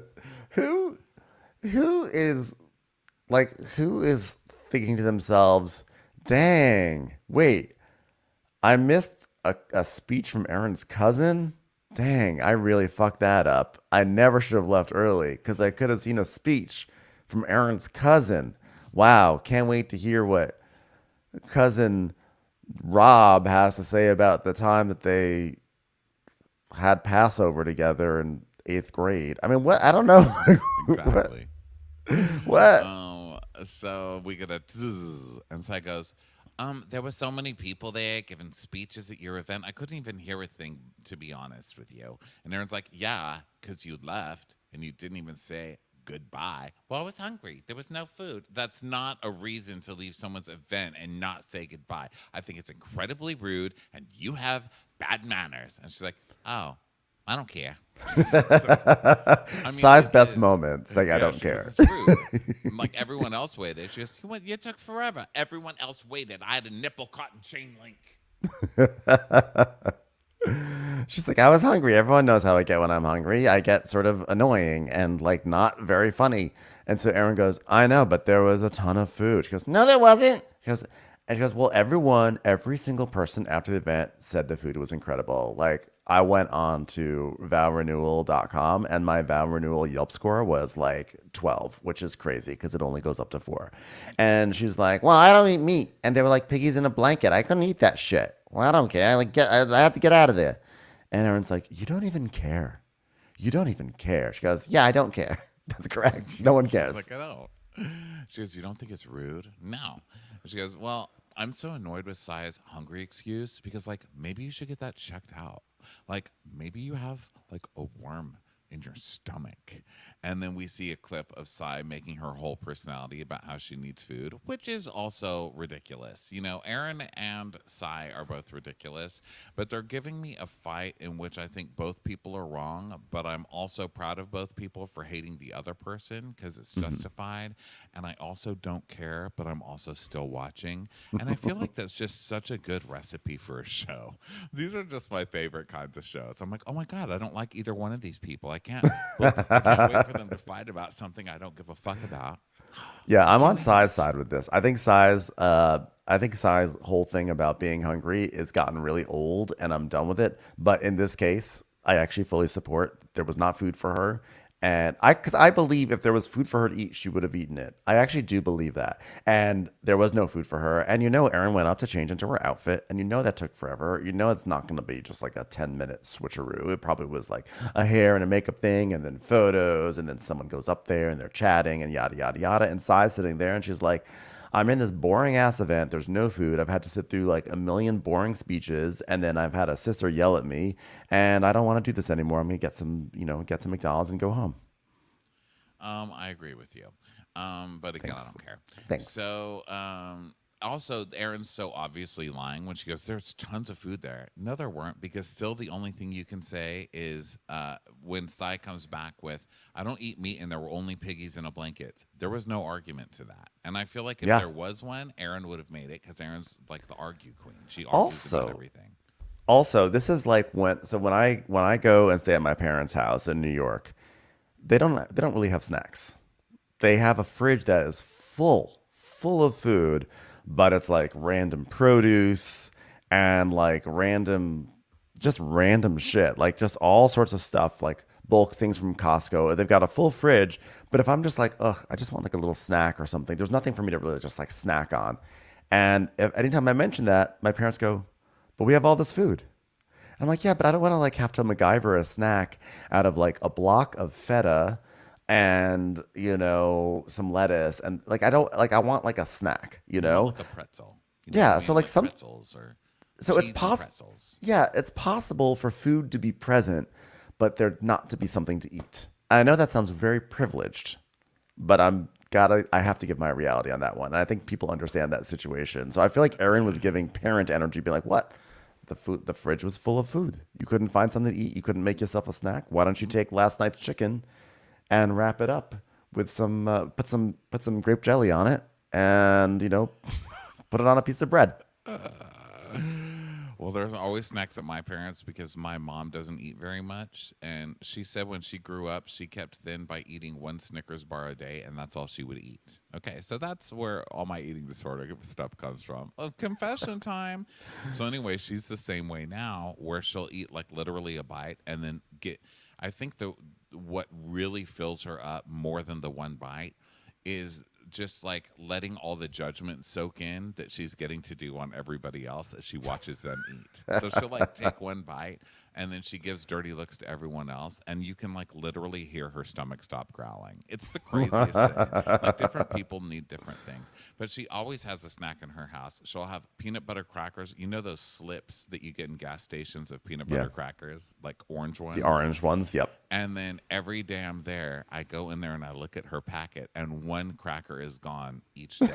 And I'm like, good for her. It's like an advent calendar. Yeah, she has that, and she'll do a Pop-Tart where she'll like take off one little piece of a Pop-Tart, every day. So you slowly see the Pop-Tart go down, and sometimes like I'll make it through an entire trip, and I'll see an entire sleeve of peanut butter crackers go, and that's when I know it's time to go home. It's been 8 days. This is all I can take. I love that. The orange cracker calendar. It's a timer. The Fat Man calendar. Okay, so then it switches up, right? Because Sai doesn't give a fuck, and she's about to turn on Erin. Erin has pissed everyone off at this point.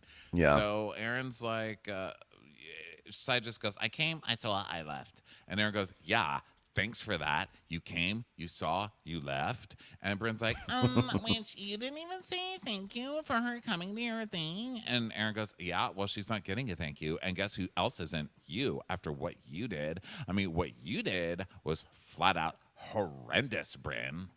Brynn's like, what did I do? And Erin's like, because she didn't go up to Abe and say, if you get divorced, please let me know at my anniversary party. I mean, do you think that's normal to do that? And Brynn goes, you don't even know what you're talking about? And Erin's like, I'm talking about you saying, wow, you're not even actually married, because at your first marriage, you didn't say vows. And then you said, whenever you're ready to get divorced, please let me know. And you don't say that to someone at their anniversary party where their cousins make a speech later in the evening after the vows. You don't do that. And Bryn's like, oh my God, Erin, give me a break. And Jessel's like, oh, I was there and I saw it. And she was just doing it in Bryn's style. Abe was laughing. If your husband should be upset about anything, it's that Parvati brought in warm nuts from the street and tried selling them to random people to keep the economy going during such a difficult time. Yes. You know what Brynn was saying to Abe is like, Parvati's little fried chicken society. It was a joke. It's a joke. No one really cares. And Brynn goes, yeah, well, maybe you should tell Abe to stop laughing at my jokes. And then we see a clip of Abe going, ha, ha, ha. And then we see a clip of Brynn saying, don't make a mistake and say, I take you, Brynn.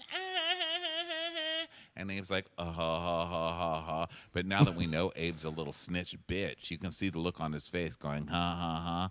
I'm telling Erin everything later. And then we're going to have the best anger sex ever. And then after, I'm going to tell her she's right and everyone else is wrong. And then we're going to have more like pissed off but starting to feel better sex. Yeah.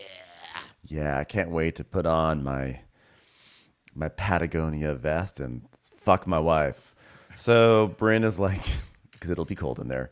So Brynn is like, it was like a reference to like Friends. I can't wait to wrap myself in a weighted blanket and bang my wife. I'm gonna put on my North Face puffer and fuck the fuck out of my wife. It'll be a little cold though. So then we come back and Brynn's like, it was a reference to Friends, Ross and Rachel. I was doing a bit. I was doing jokes. Like Abe could take it. He was giving it back. And Jessel's like, yeah, it was a joke. Everyone was laughing. Abe was laughing. And Erin's like, I don't care if it was a joke. You don't joke about divorce at my engagement party to my husband. That's literally where you joke about it. You fucking humorless human being. How does this woman have any friends at all? I mean, this is someone who is completely humorless. How did you even have anybody to give you speech? Hello, Ronnie. It's called making an iconic shakshuka. Who doesn't want to be friends with her? Let's be honest. Shakshuka is some eggs boiled in tomato sauce. Can we all get the fuck over shakshuka and stop pretending that's the most amazing thing in the world? We've all had it before. Okay, everyone who has had shakshuka has reacted the same way Ben does whenever he sees it on the menu. He goes, "Oh my God, they have shakshuka. I don't really want that." I try. I like it. I like it. I have like a base level of like for shakshuka. Nobody. They're like, oh, there's shakshuka here. There are some people who love it. There are some people who love it. Saucy, like soft egg. Okay. Yolk. I think here's a good way to revise what you're saying. Not that it needs revision, but what I am going to revise it to say is that shakshuka should just not be a personality. You know, like don't make shakshuka your personality, then expect to just like kill it on the Real Housewives. Now Shake Shaka. Shake Shaka. Into it. Go. I like Shake Shaka because you can weaponize that food. If you ever get the mushroom, there's like a big fried mushroom. It's stuffed with cheese, and that's like their vegetarian option.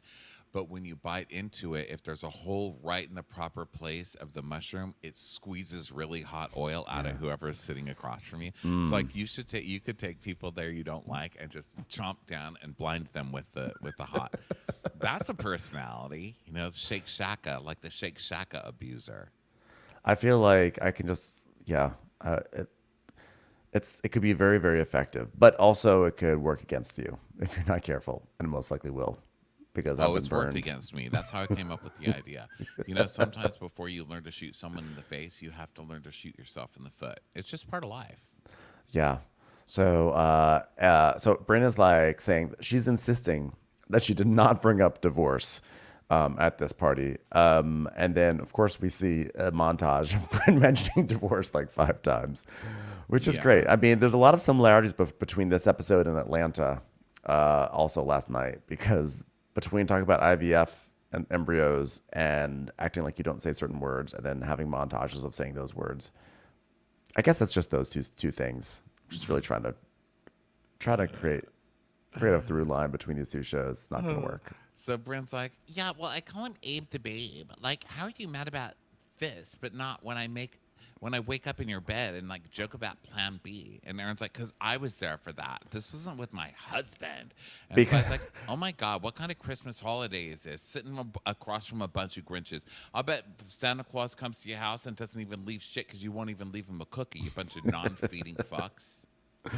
Let's be honest, Erin would not leave a cookie for Santa. But also, No, by the she way, wouldn't. She would reason leave one pig in a blanket and then be like, where was Santa's thank you card for the fucking spread of catering I left home? So Santa just like dropped the presents and left without even saying goodbye. Like my cousin was about to make a speech that morning. The reason why, by the way, to answer Brynn's question of why was it okay, you weren't mad. Why was it okay when I made a joke about Plan B in your bed in the Hamptons, and then we see the flashback of that of Brynn being like, "I need Plan B," and everyone going, "Ha ha ha ha ha." It's because Erin was trying to sell America on the fact that she was hosting the most hilarious girls trip ever to her house, so everything had to be hilarious and absolutely amazing. That's why it was okay to joke about that. Yeah, that's true. Ha! So Jessel, so I was like, listen, Brynn loves to flirt. What's the big deal? Like, does she really want Erin's husband? No, nobody wants Abe. Like, he won't even give the coat check his coat. Like, nobody wants this person, okay? Like, he may have fucking Peter Gallagher eyebrows, but that's where the similarities end, okay? It's done. So Jessel's like, I know women that are out to get your husband. Let me tell you, one of them worked at a funnel cake machine on 36th. This is not that. And Brynn goes, "Well, I'm sorry you weren't there and you heard a version of the story, and for whatever reason it upset you." And Erin's like, "It's one thing after another." I'm like, "No, you're one thing after another. Every episode, you're annoyed by some dumb infraction of what you feel like is the way life should be." One complaint after another from you. One imagined slight, And Brynn's like, it's not. And if you accuse me of flirting with a married man, it's going to get real. Even though you were just flirting with a married man as a joke. So Brynn's not the best fighter. She just needs to say, I was kidding. Get your stick out of your ass and tell your eyebrows husband, I said snitches get stitches, bitch. The end. That's all you have to say. Say your husband's a fucking wuss. And why does your husband need to get you this riled up to relate to you in any way? You should find a different way to rile up your husband instead of mutual fury at everybody else. Yeah. So Erin's like, this is the difference between Brynn and most of my friends. Brynn digs in her heels. She doesn't have ownership. She can't apologize and move on.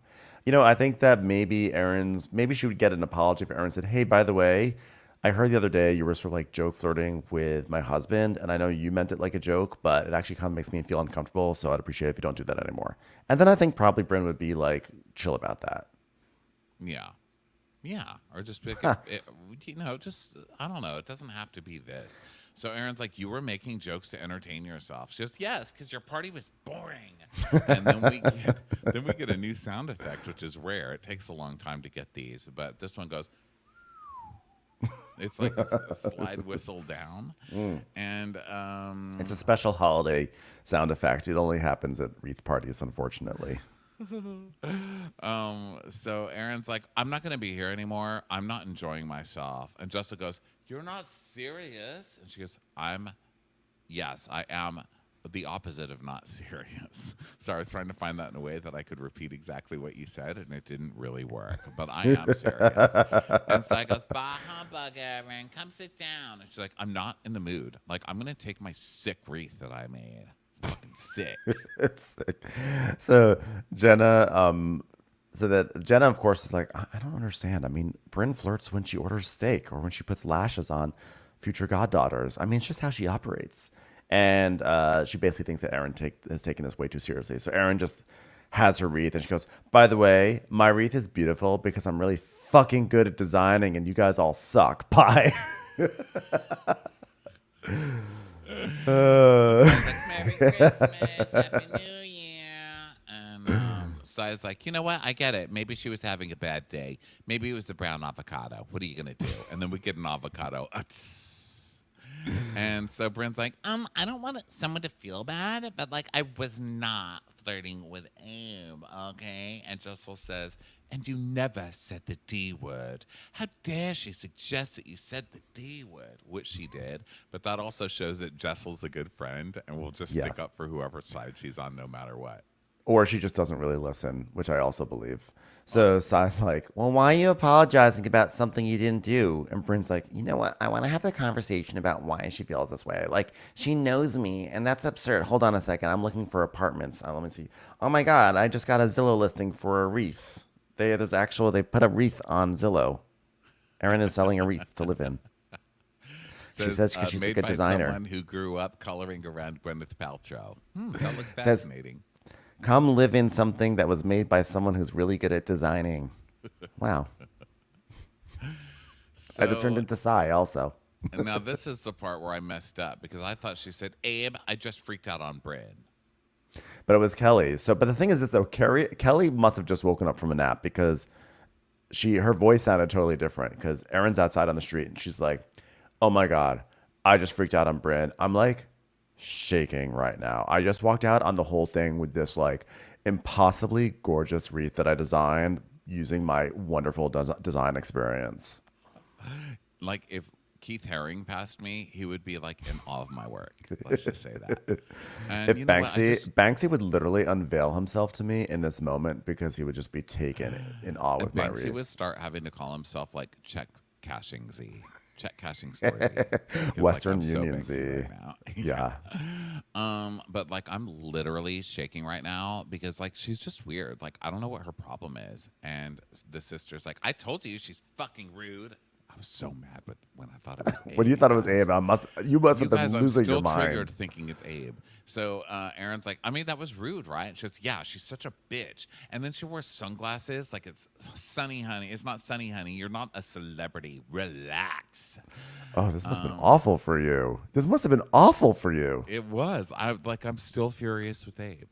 I hate him. I hated the way I was like, the minute the cameras aren't on, he's like, all the women are bitches. Fuck them. Oh, yeah, honey. You don't need that. You're not a celebrity, honey. I was like, oh, my God. Yeah, it all makes sense. This guy's dead to me. So meanwhile, back at so I was like, wow, that was okay. Well, that was an okay episode. And then, but like, no, it's still going because now Jenna is handing out gifts at the wreath place, and Jess was like, oh, thank you, Jenna. You are my dear best friend sister. Thank you so much for this gift. The gift I have for you is taking care of Parvit for a week. Please take him out of my hands. Thank you so much. Sorry about the fried chicken smell. And Bryn's like, I love gifts.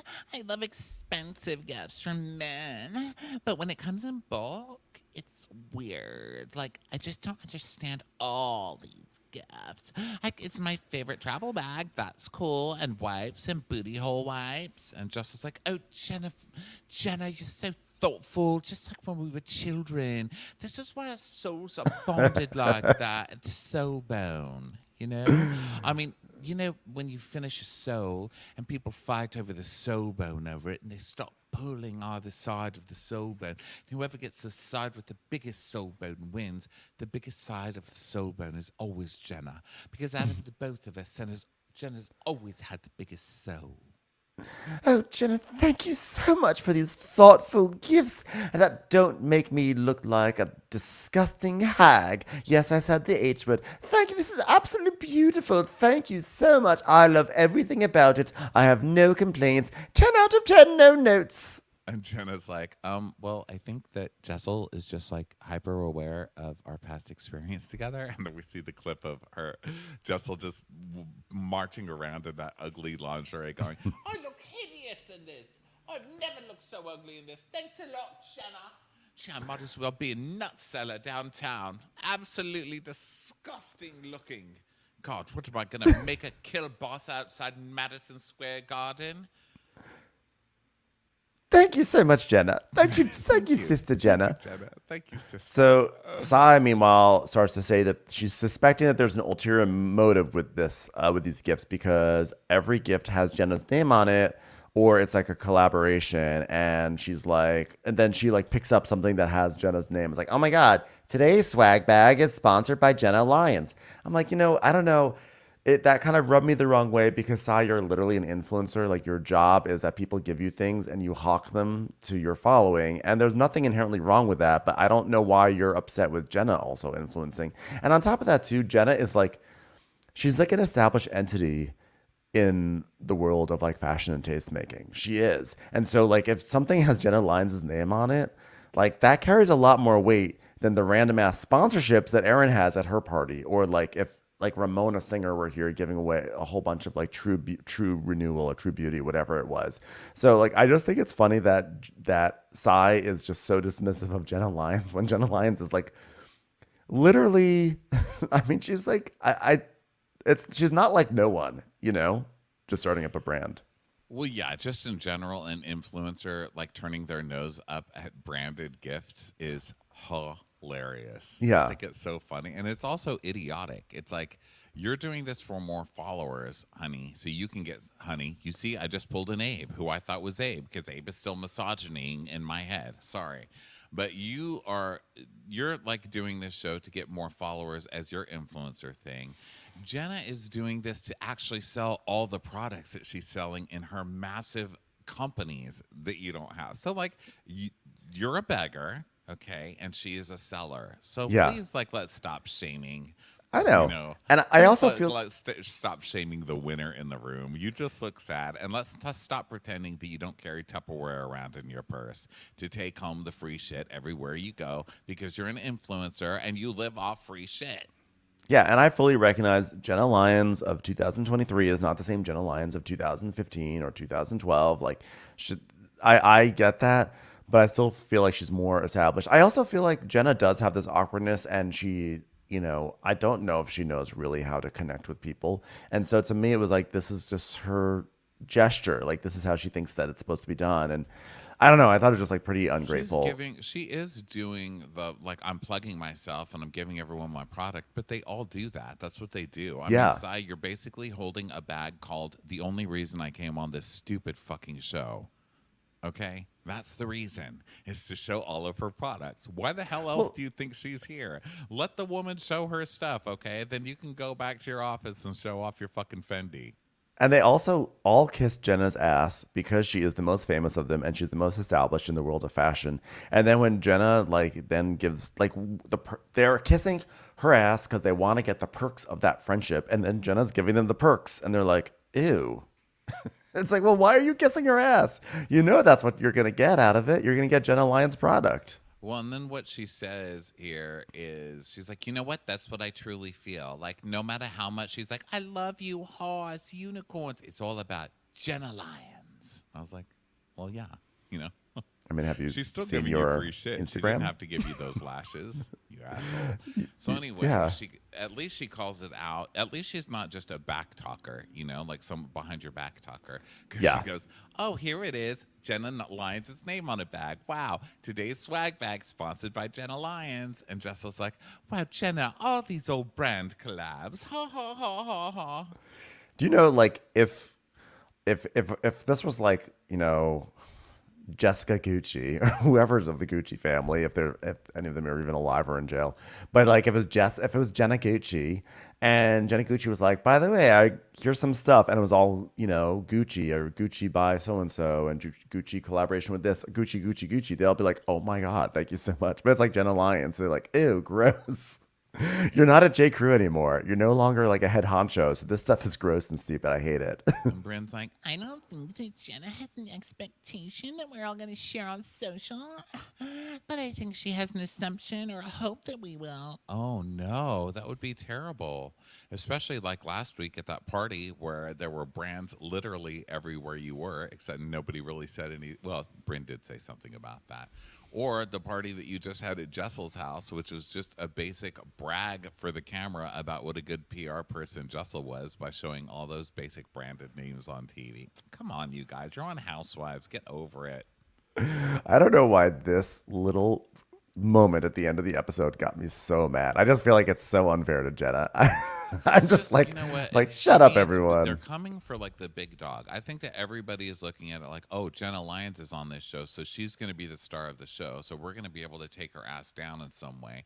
But Jenna hasn't given them anything to use, and so they try to use every little thing. It's like, Jenna, aren't you mad? Aren't you going to get in a fight that Jessel was mean about the negligee? And then she didn't. She didn't care. And now it's like, Jenna, you didn't come to the other party and spent time with your son instead. And Brynn called you Jenna Lions, like spelled like lying. And by the way, they cut that out of the show last week, and they showed it in previews where Jenna supposedly went up to Brynn and said, "Did you really call me Jenna Lion?" They cut that out. Oh, And so that maybe it was gonna on start a Peacock. fight, but then that didn't start a fight. And now you guys are going to try and come after swag bag. It just makes you guys look so thirsty. You're already looking try hardy as we are. Like, you don't need to try this hard. Jenna will go crazy in due time. Just wait for it to happen. You don't have to make it happen. It will happen. Yeah.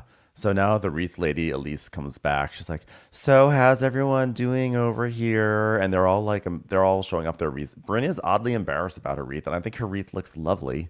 So Brynn, you need to really have more wreath esteem because it was a lovely wreath. I was like, I thought it was great. What was wrong with it? It had like nice little sort of thing on the side. I liked it. So then they're just like having fun. It's like happy holidays, and they're like, "Oh, you know what we should do? We should FaceTime Uba because I think she's on our show."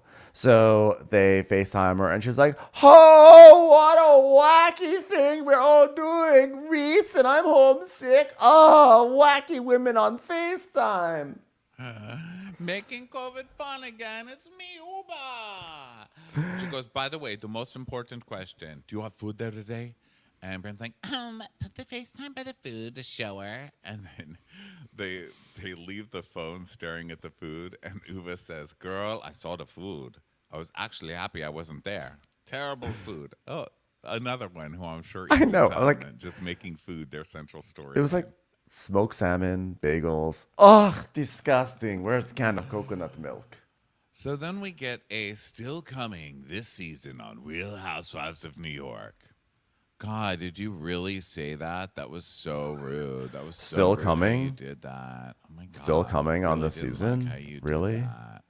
Really? That's how? Oh, you're gonna Gross. Jenna. Gross. So Jenna Hated doesn't how want to you fly did coach. Really? But I think it's going to be a short season because Andy just last night on Twitter put out the solicitation for questions for the reunion. So I'm going to assume this is going to be probably about like a 12 episode season. I think we just finished episode 7. So I'm going to say 12 episodes. I'm sure it was like smaller season because they were testing things out. That's my prediction.